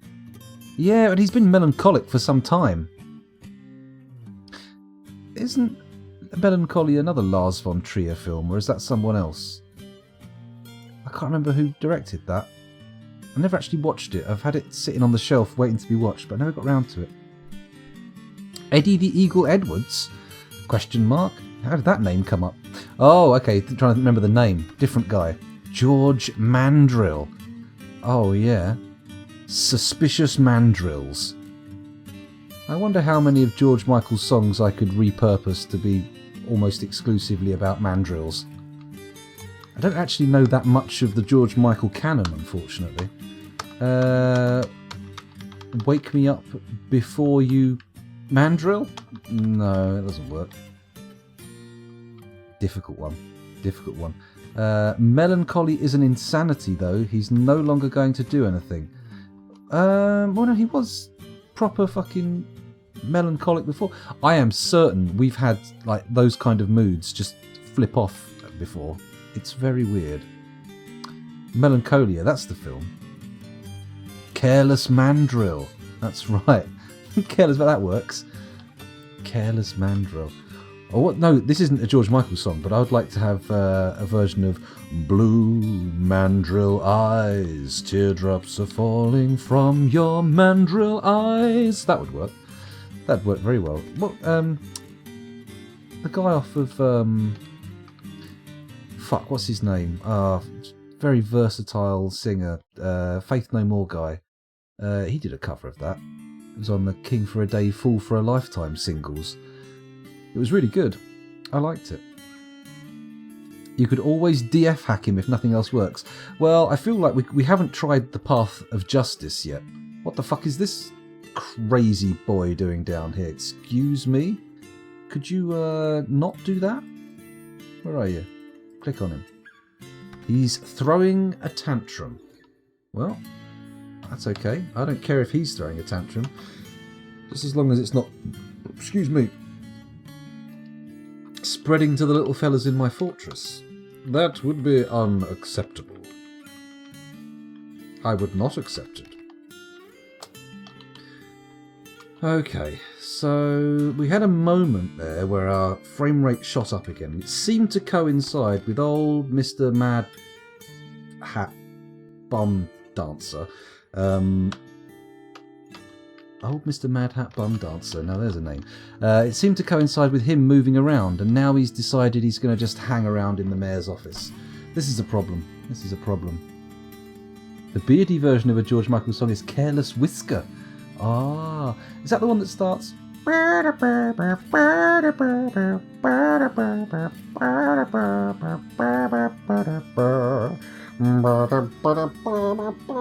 the one. Wham! Last Christmas I gave you my mandrill. No, Last Christmas, I gave you my heart, and the very next day, you fed it to a mandrill. Now there's a song. That's slightly different tone to the song, though. What is Pit? Faith No More song about Dwarf Fortress. What is Pit? What is Pit? You man it all, but you can't find adamantine. That doesn't quite work. It doesn't quite scan. It needs a bit more thought. Don't encourage me into... Don't let the mandrill go down on me. That kind of works.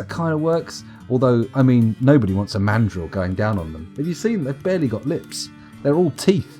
They're all teeth and secondary sexual markers. I don't think I'd want a mandrill popping my todger in its mouth. No, sir. I don't think I'd even want a fucking hand job from a mandrill. Sure, they've got thumbs. Sure, they can form a fist. Then again, they seem smaller than a human. They might need 2 hands at full tumescence. But, I mean, they look dangerous. I reckon a mandrill's going to rip your dick off way before it does anything you enjoy. I imagine a mandrill would lock eyes with you and then bury its tiny fist up your arse while holding onto you, like going, now what you can do? Your move, fucker! Come on! You know, I don't think they're very happy. I don't think they're sensitive lovers. They seem like they're going to be pretty brutal, right?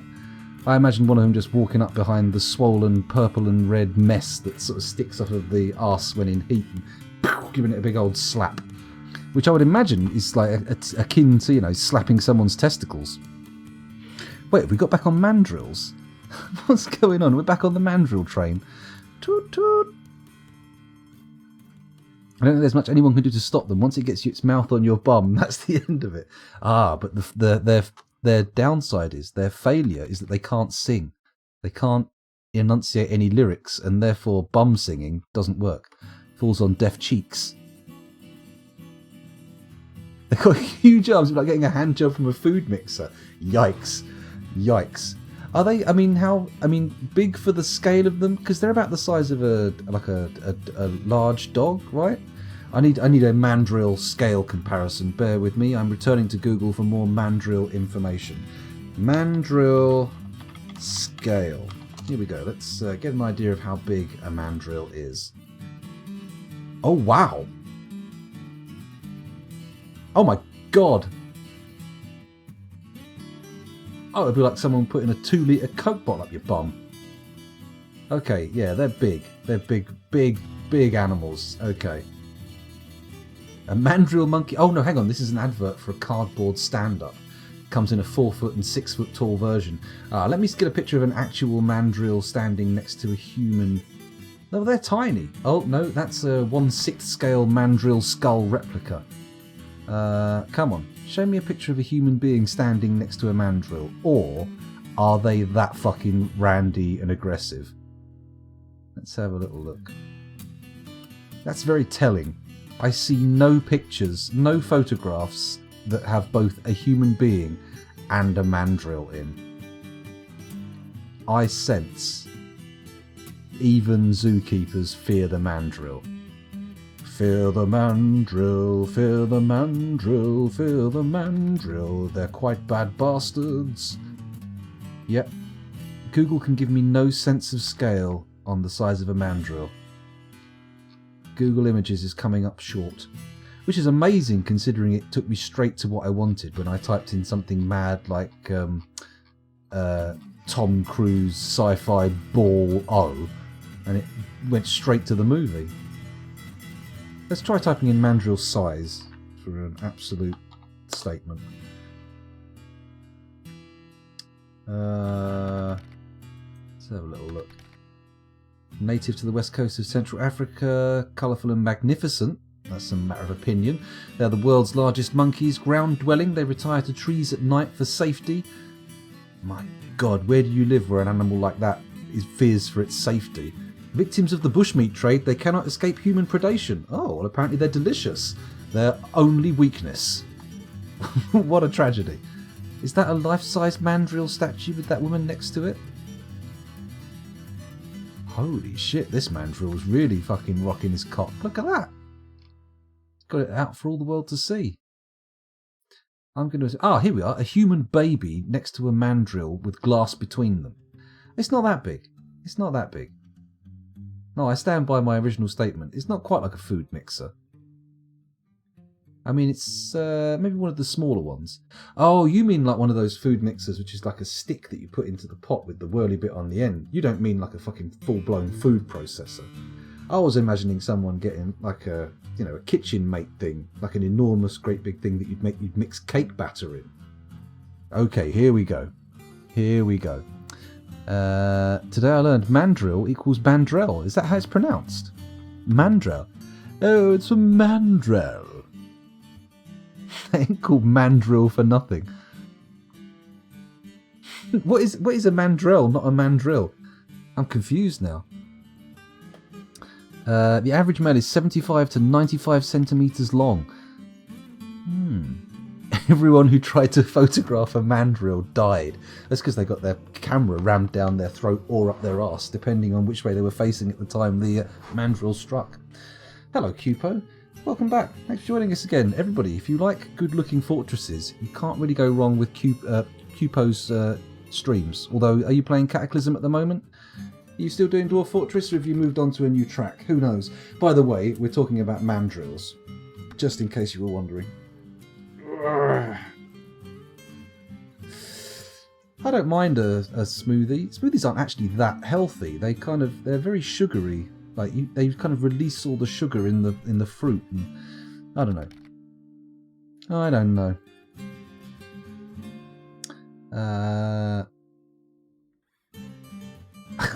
Night Fury is very, very on the nose.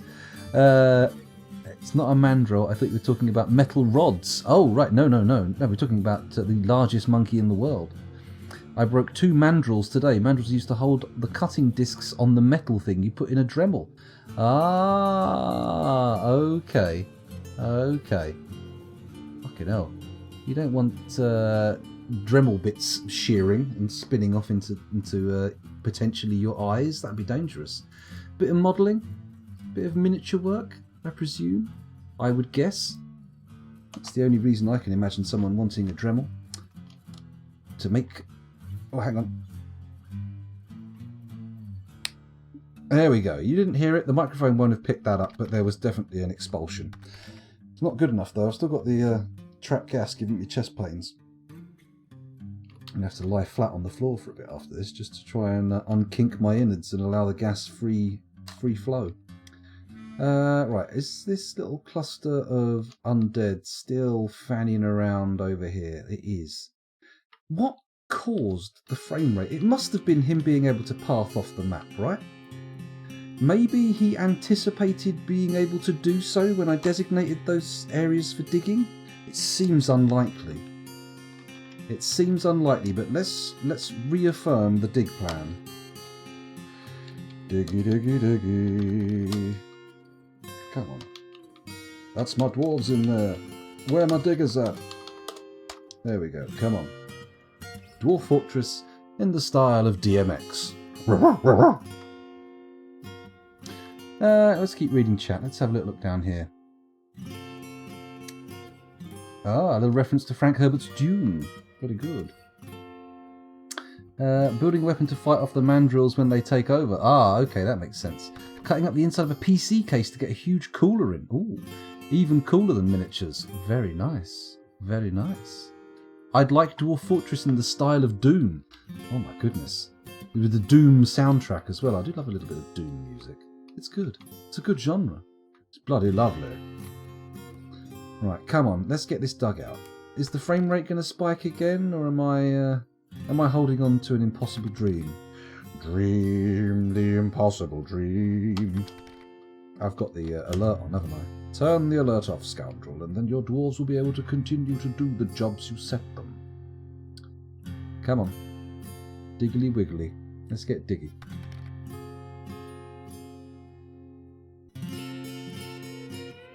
Like Dungeon Keeper from the perspective of an imp.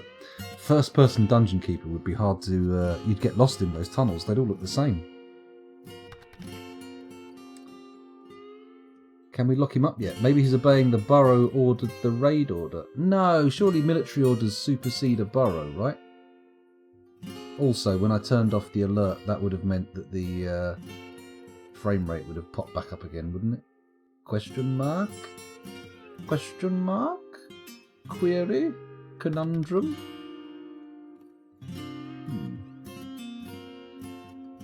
Alexander Keith is melting my brain. I'm unfamiliar with Alexander Keith. Who's Alexander Keith? I mean, I've been Googling mandrills for like 20 minutes. I could probably Google Alexander Keith. Speaking of John Romero, met him last year. Total gent and more handsome than he looks. For a second, I was about to go, oh, George Romero died ages ago. And then I realised you were talking about John Romero. How can you be more handsome than you look? Surely the level of handsomeness is entirely dependent on how you look. Or maybe I'm just being too nitpicky. It depends which end you Google it. If you Google a mandrill from behind, then that's probably going to get you in for animal cruelty.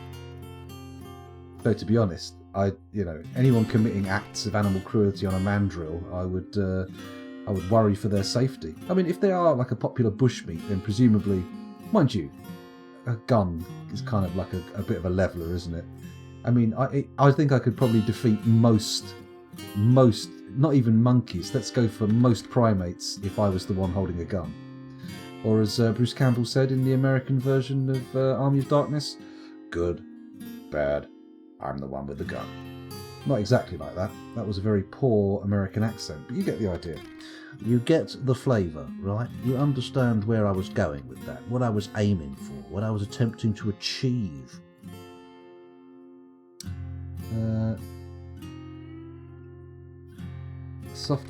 id Software screwed up the Doom Eternal soundtrack mixing and tonal something, so Mick Gordon won't be doing OSTs for games anytime soon. What, any games or just any id games?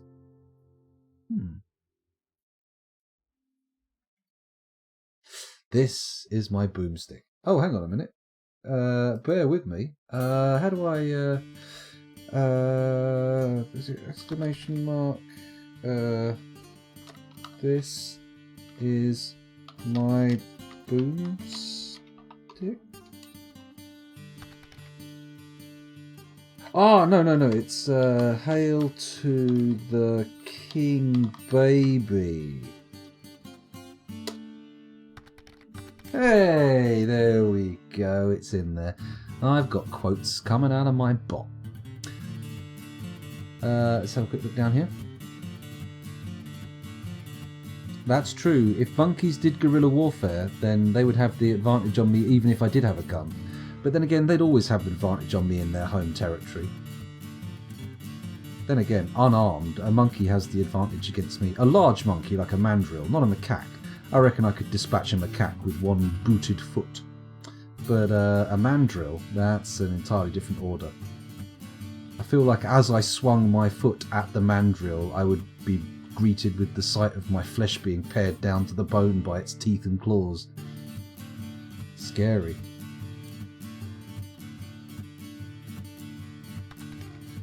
Why have I re-entered that?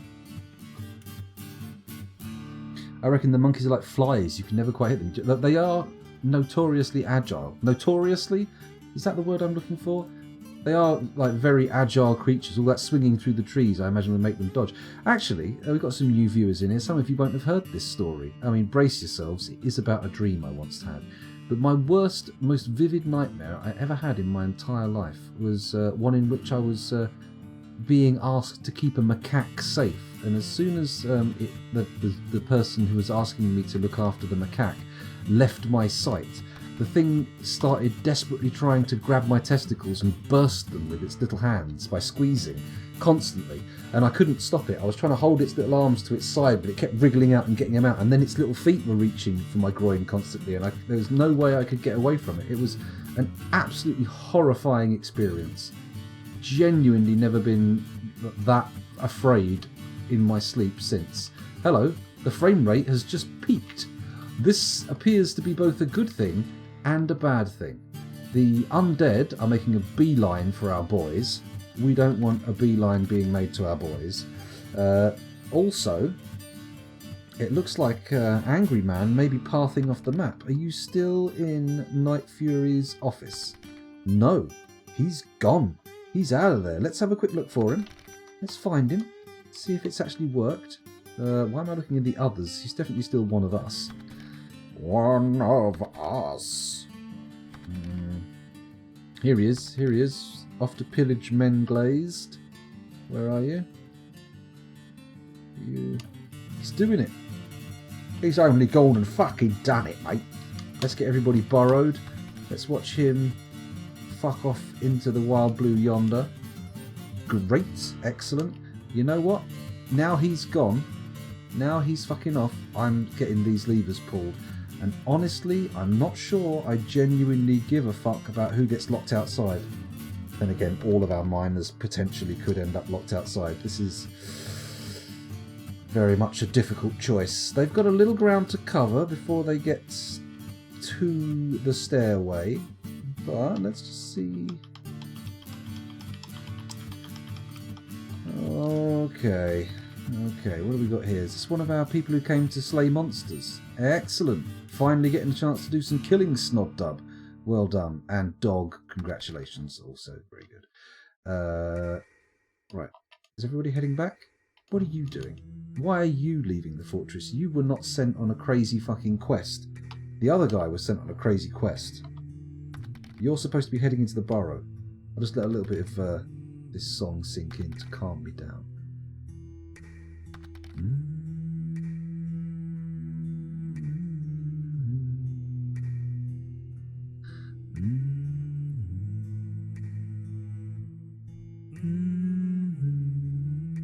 Sorry, I love this one.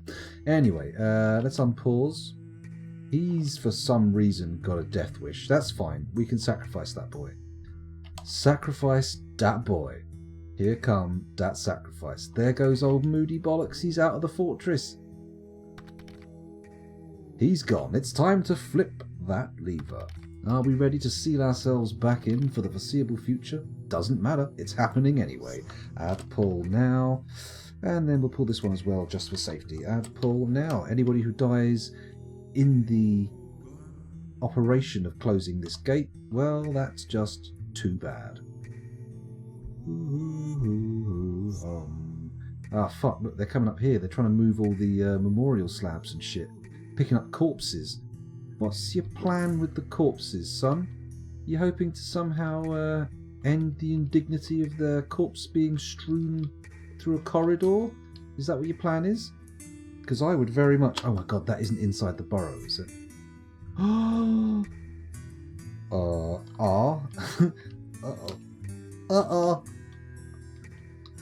I think I've done a bad one. I've done a stupid. There we go. Everybody get back where you're supposed to be. Get back. Get back. Get back to where you once belong. They haven't already closed the gates, have they? Gates! I want to see a scenario in which Philip Anselmo is serenading Bill Gates using his singing style from the song Cemetery Gates. I think that would work. I think that would be a beautiful thing. Add pull now. Let's reopen the gate, try and get our boys to safety. I don't think this is going to work though. How many have we got in here? Who have we got in here? What have we got? We've got a miner. Oh, Rando. So keen to deal with the fortress's issues with the dead. Yet, unfortunately, fucked by your keenness. Come on. As soon as that gate opens, we should see you charging for safety? Question mark? Yes? No? They're off. They're off. Here we go. Come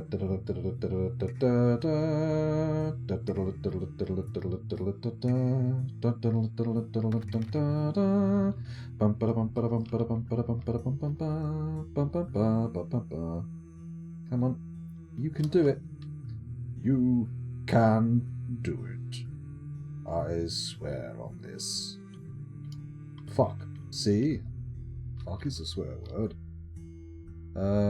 Shit, where are the invaders gone? Don't tell me they've made it in there. Oh. Let's have a little look. One of our 32 others. Let's have a little look. And, oh. They appear to have chosen a rather exotic route into the fortress. They've chosen to path directly over the top of the volcano. Okay. Okay. I'm not angry about that. I'm just concerned. You alright? You alright, little undead? You having a good time? You feeling alright? Come on, if we can get the frames back before the end of this stream, I will count that as a massive win. Even though the amount of Dwarf Fortress played versus the amount of bullshit spouted about mandrills and high volume sex manoeuvres. Oh! Do we close the gates now? Oh, Rando, how far are you from our gate now? Are you gonna make it home or are you dead? Let's have a little look at Dwarf Therapist and see if anyone has popped their clogs recently. We had 37 adults, 2 children, and 0 vulnerable babies. We now have 35 adults, 2 children, and still 0 vulnerable babies. So we've lost 2 people. It's not too bad. Could have been a lot worse. Could have been far, far worse. Far, far, far, far, far, far, far, far, far worse. Excuse me, getting a bit loud there. Really, probably going to wake my girlfriend up if I keep carrying on with the bastardizations of Bad Religion songs. It's not going to work. Hello. Oh, we've been pooping. Oh, curly fries, thank you for the poop. Thank you for the pooping. You changed my mind. Let's have a little look here. What setting is this fortress in? Dave, I'm not entirely sure. Diana Sark's Cult, welcome back. Thanks for joining us again. You want to hear more of my Cockney impression? Way, ducking and diving, innit? Way. There's my Cockney impression. Or, of course, you may be asking me to just to place my penis onto one of my knees, which would break the terms of service, and therefore I'm afraid I cannot indulge. I do apologise. I am so very sorry. This stream has been a nightmare-inducing, trippy fuckfest. Well, that's good to hear. Glad you liked it. Glad you liked it. I just pray to goodness that you don't end up having a nightmare about a small monkey trying to pop your testicles, because that would be terrible. If I've unfortunately put that idea into people's minds and it ends up indelibly being burned into their dream states, I will be so upset with myself. I would just be bloody furious with my own silly self. I really would. Right, let's pull that lever. I feel like we've given Rando a chance. Give Rando a chance. Let's have a look to see where Rando is, actually. Maybe Rando... Uh-oh. I don't see Rando's...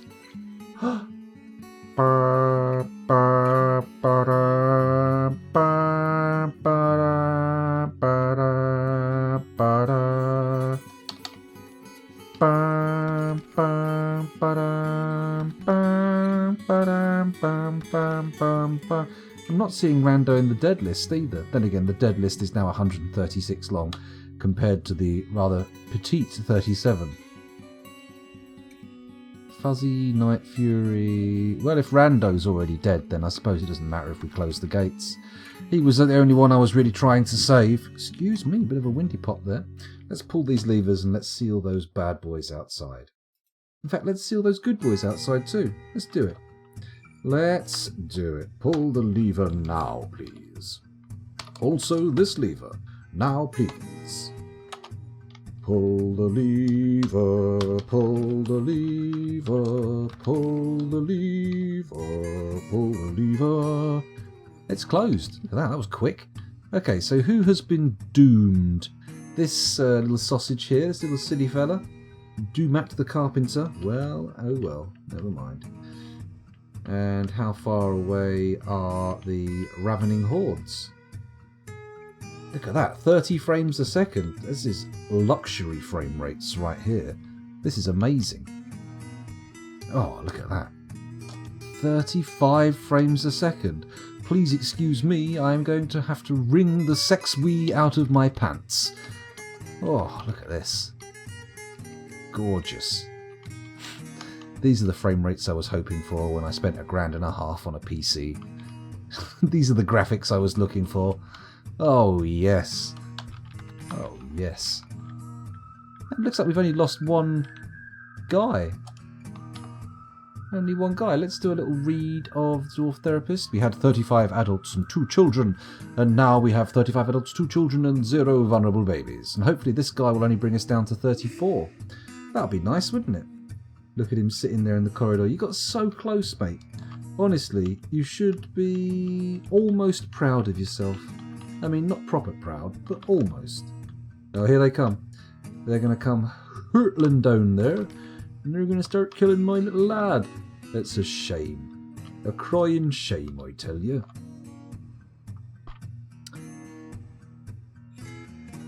Let's have a little scroll down here.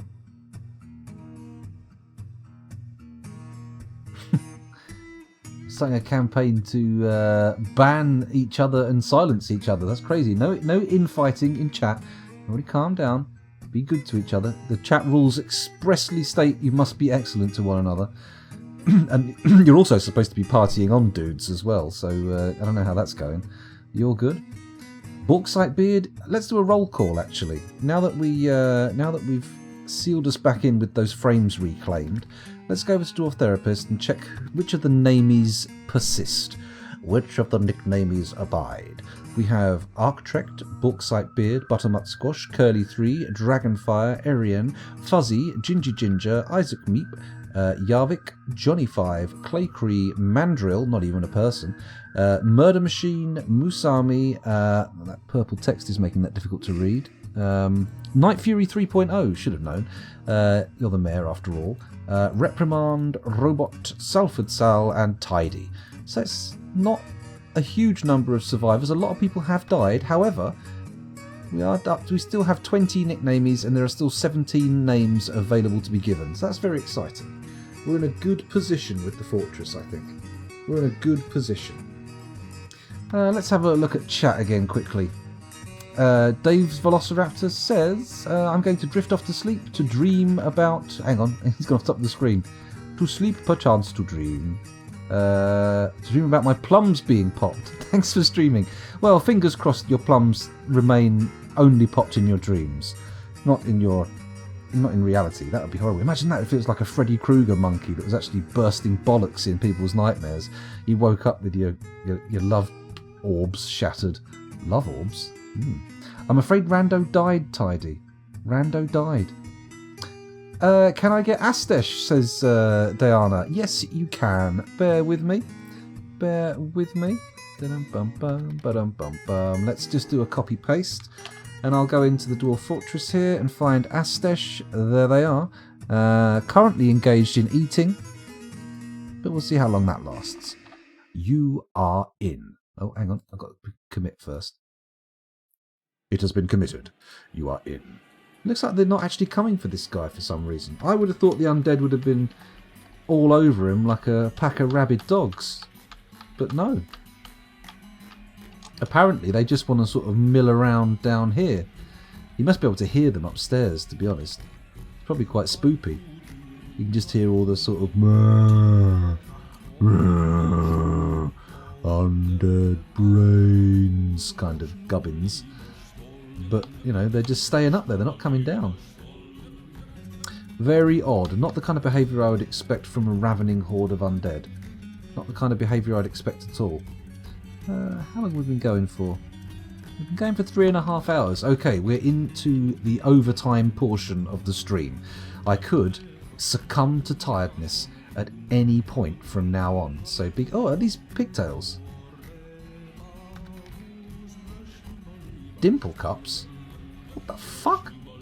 Who's planting dimple cups? No. Plump helmets, please. What the fuck? Spring. Autumn. Dimple cups. What the fuck? No, pigtails. Pigtails, for Christ's sake. I don't want dimple cups growing. What am I going to use dimple cups for?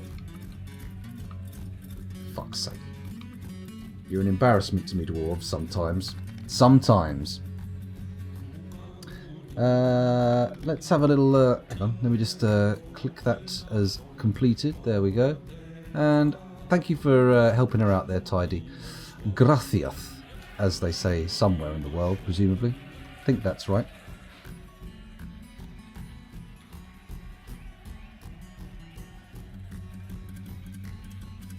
Sorry, Night Fury did that, not Tidy. Sorry, silly me. You need to invite them inside. Clearly, this is the polite undead clan. Oh, they're that kind of vampire, are they? I didn't mean to plant the dimple cups. I meant to plant pigtails and plump helmets. That was all I was out for. That was all I wanted. I did see it. I did see it. I got there in the end. I may be slow, but I get there eventually. Provided I'm not so slow that I die on the route. On the route? En route. There we go, that's better. On the route is a slightly different semantic bag of fish. Let's not bother analysing that little outburst too deeply. Oh, he's dead. Okay, so they got him. They got him, presumably. They popped his little clogs. They forced him to buy the farm. They helped him kick the bucket. So it's all done. We've got our frames back. We've got everybody inside the fortress. It's looking good. A human swordsman is visiting. I don't think they're going to have a whale of a time, to be honest. Let's watch as the undead go to meet him. Presumably that's where they're off to. And by meet him, I mean treat him as if he were meat and eat him. Nom nom nom nom nom nom nom. No? Is that what you're doing? Is this just some rogue undead? No, look, here we go. It ran away. What? What's this? Undead running away? This is an unusual outcome. Moody Fierce Joys. The human swordsman. Let's have a little look at what Moody Fierce Joys gets up to. Are you going to actually fight them? Oh, he's going to come literally bang on the gates. Is that what you planned to do? No, you're coming out now. And you're wandering off. Not even going to fight a couple of undead for me. Not going to winnow their numbers down. Not going to whittle them away, no? You're going to leave me hanging. You dick. Well, let's see what happens next time you come back and petition for membership, right? We can remember this. Oh, no, hang on. Ah, that seems to have worked. What, you're going to revoke my citizenship rights? How dare you? He's back. Come on, let's do a fight. Oh dear, the carpenter's been missing for a week. It's tragic, but I think we've got enough beds by now. Oh my god, did he manage it? Did he kill? Nope, he appears to have been killed himself. Let's take a peek at the combat report though. Let's have a little peek at the combat report. What the hell? Mission report? They're not coming back, are they? Oh my god, don't come back. Please, stay out there. Here's the human swordsman. Ooh dear. Yeah, he didn't do very well, did he? I have improved my fighting. That was satisfying. The human swordsman misses the strength-inch demon's mace man. Okay, so yeah, he basically got ruined. Finished with, let's have a look at the end. The human swordsman passes out from exhaustion. The strength-inch demon's mace man bashes the human swordsman in the head with his steel mace, bruising the muscle, jamming the skull through the brain, and tearing the brain. The steel mace has lodged firmly in the wound. Well, there you go, a torn brain, a common ailment, but sometimes it's just not something that someone can recover from. You know, I'm sure we've all torn our brains from time to time. Mine right now is like confetti. Okay, so the fortress is in a fairly stable state. Let's check the booze. Make sure we're doing okay for booze. 300. Nice. We've got some dwarven wine. And we've got plenty of eggs. Yeah, we're doing okay with eggs. Seeds are looking okay. Pigtail seeds. Yep, got some. And then we've got a little bit of veg. We've got 9 cave wheats, 60 pigtails, 1,000 plump helmets, and 4 quarry bush leaves. We're doing okay. We no longer need to fret too much about potential dehydration. It's good. Oh, Harmill TV, thank you very much for the sub. Much appreciated. Just in case anyone doesn't know about it, if you've got the old Amazon Prime, they give you a free Twitch sub. It's very nice. It's good. Feel free to drop it on me, or any other sub you enjoy, because you know, other channels exist too. This is not the only one. Although, you know, I could probably get much better viewing figures if I was. Or would I? Would I? I think that might kill Twitch. If I was the only streamer on Twitch, I think it would be a very niche, incredibly niche service. Beyond niche, in fact. Smaller than a niche. A proto-niche. A pre-niche. Neither a nook nor a cranny. More of a... or a... Not quite complete. But thank you very much. Who else have we got here? What's the origin of pop their clogs as a euphemism for death? I'm not sure. I'm not sure. You want to see the mission report? Let's have a look at the mission report then. Let's take a peek and see how it went. In the early spring of 308, the citadel of Echoing attacked the golden boats of an unknown civilization at Menglazed. The dwarf Besmar Clash's Earth led the attack, and the defenders were led by the dwarf necromancer Atir Spraidcloistered. Menglazed and Spraidcloistered. Interesting terms to come together, so to speak. In the early spring of 308, the dwarf necromancer Atir Spraidcloistered outmatched the dwarf Besmar Clash's with a cunning plan, and the defenders had a strong positional advantage in Menglazed. In the early spring of 308, the dwarf Besmar Clashed Earth confronted the dwarf necromancer Atir Spraidcloistered. Blah blah blah, blah blah blah, escaped. Pablo Rasta was imprisoned. Oh, tragedy. What else have we got? Vabok imprisoned. Limmel mirrored, traded, imprisoned. Saxel. I mean, we did all send the... Oh, look! Night Fury 2.0. The precursor to the current mayor, imprisoned by the Golden Boats. I mean, it's not going to do anything for their mood, is it? They're all going to be fairly irked, I would guess, by this turn of affairs. But they, you know... Could be worse. Is that the last one? They all got imprisoned. It's a bit of a shame. Bit of a shame, but it could have been worse. You know, it could have been worse. They could have all come back and re-injected their misery into our population. We're doing all right. Look, nobody in the fortress is abjectly miserable. One person is quite grumpy. 4 people are a little bit peeved, but the vast majority of the fortress are resolutely neutral. And a level of just an emotional flatness. They've got no opinions or feelings one way or the other. We've even got one mildly happy person in the fortress. These are good numbers, I like it. Hello, Righteous Boner. Oh, sorry, I've missed you in chat there. How did I miss a name like that? Is there any dwarven remedy for wisdom tooth because I'm on 3 pain medications and it ain't working?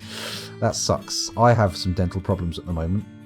This tooth here is pretty fucking shattered. But sadly, with all this social isolation stuff, I can't really get hold of a dentist. It's a shame, but there's not much you can do. I mean, other than attempting to remove the tooth yourself, which I would not advise, bearing in mind, I am not a dentist, or a doctor, or a lawyer for that matter. Hell, I mean, I don't do anything really, other than this. So don't worry, don't take any of my advice, especially in the medical realm. I use a combination of CBD from a reputable vendor and Advil. Works well on things that neither alone put a dent in. Interesting. Could work. Mountain blades distract yourself. I mean, that's probably the best bit. I find that for the proper, like, continuous pain, especially dental pain, distraction is the key. Don't give yourself time to dwell on it. Find something that you can, you know, focus on and keep yourself preoccupied. Too preoccupied to understand. Yeah, no, it's not too bad actually. I think it's waning a bit, but the dental issue that is causing the infections and causing these neck glands to swell up has not been rectified. So I'm fully expecting another bout of feeling pretty shitty and having a swollen up neck relatively soon. But for now, it's not too bad actually. I shouldn't have had all that booze yesterday. Shouldn't have got drunk. But hey, never mind. Last scoundrel standing. Yeah, I think you would have to have viewing enforcement teams. Last scoundrel standing. I've missed that one. I've missed the point of that one. Damn it! I always leave chat for so long, and then I come and look at it and go, "Oh, what's the context for all this?" When I could have just looked when I was talking and got perfect contents. Contents. Very weird. Bauxite beard has mithril teeth and bones. That's to have a fictional metal as an integral part of your body is impressive. Congratulations, well done. Is that a sort of Wolverine-style scenario, part of a weapons program, or was you just born that way?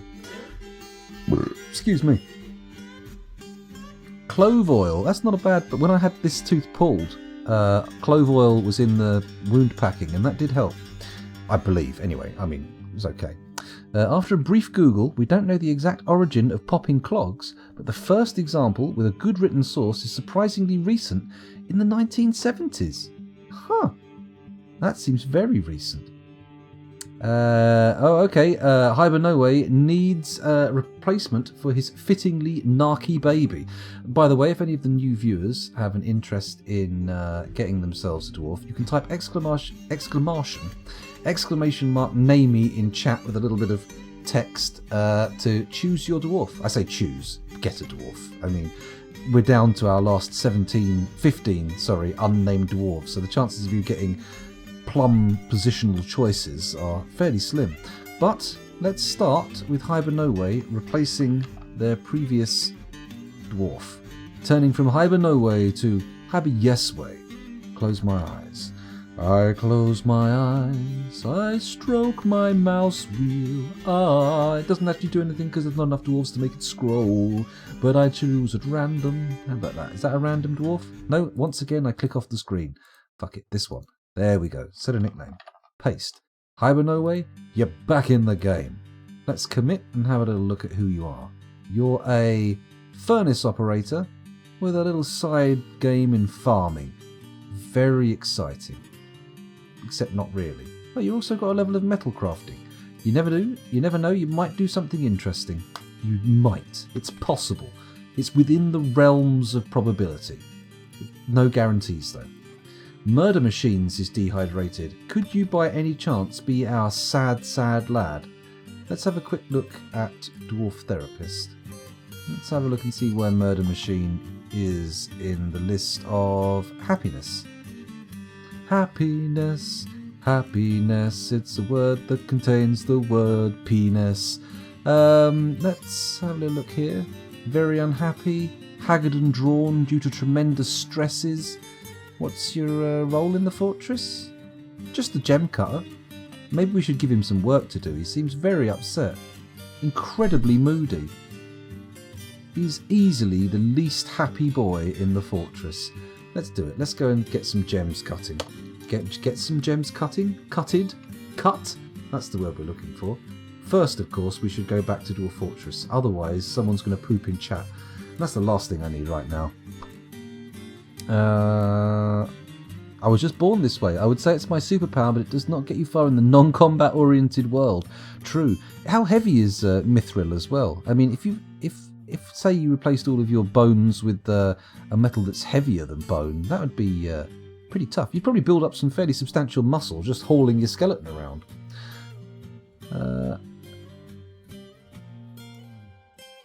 Well, two people, better than one opinion, I would say, Righteous Boner. Clove oil's worth a try as well. It can't be that expensive.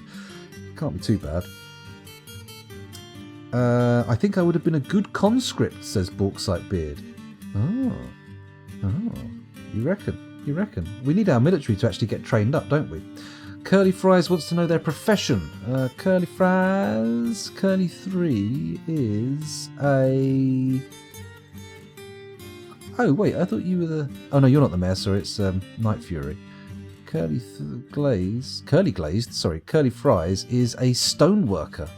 Ooh, very fancy. And thank you very much for the follow, Righteous Boner. I saw the alert pop up and then I forgot to actually return and mention it. What a terrible bastard.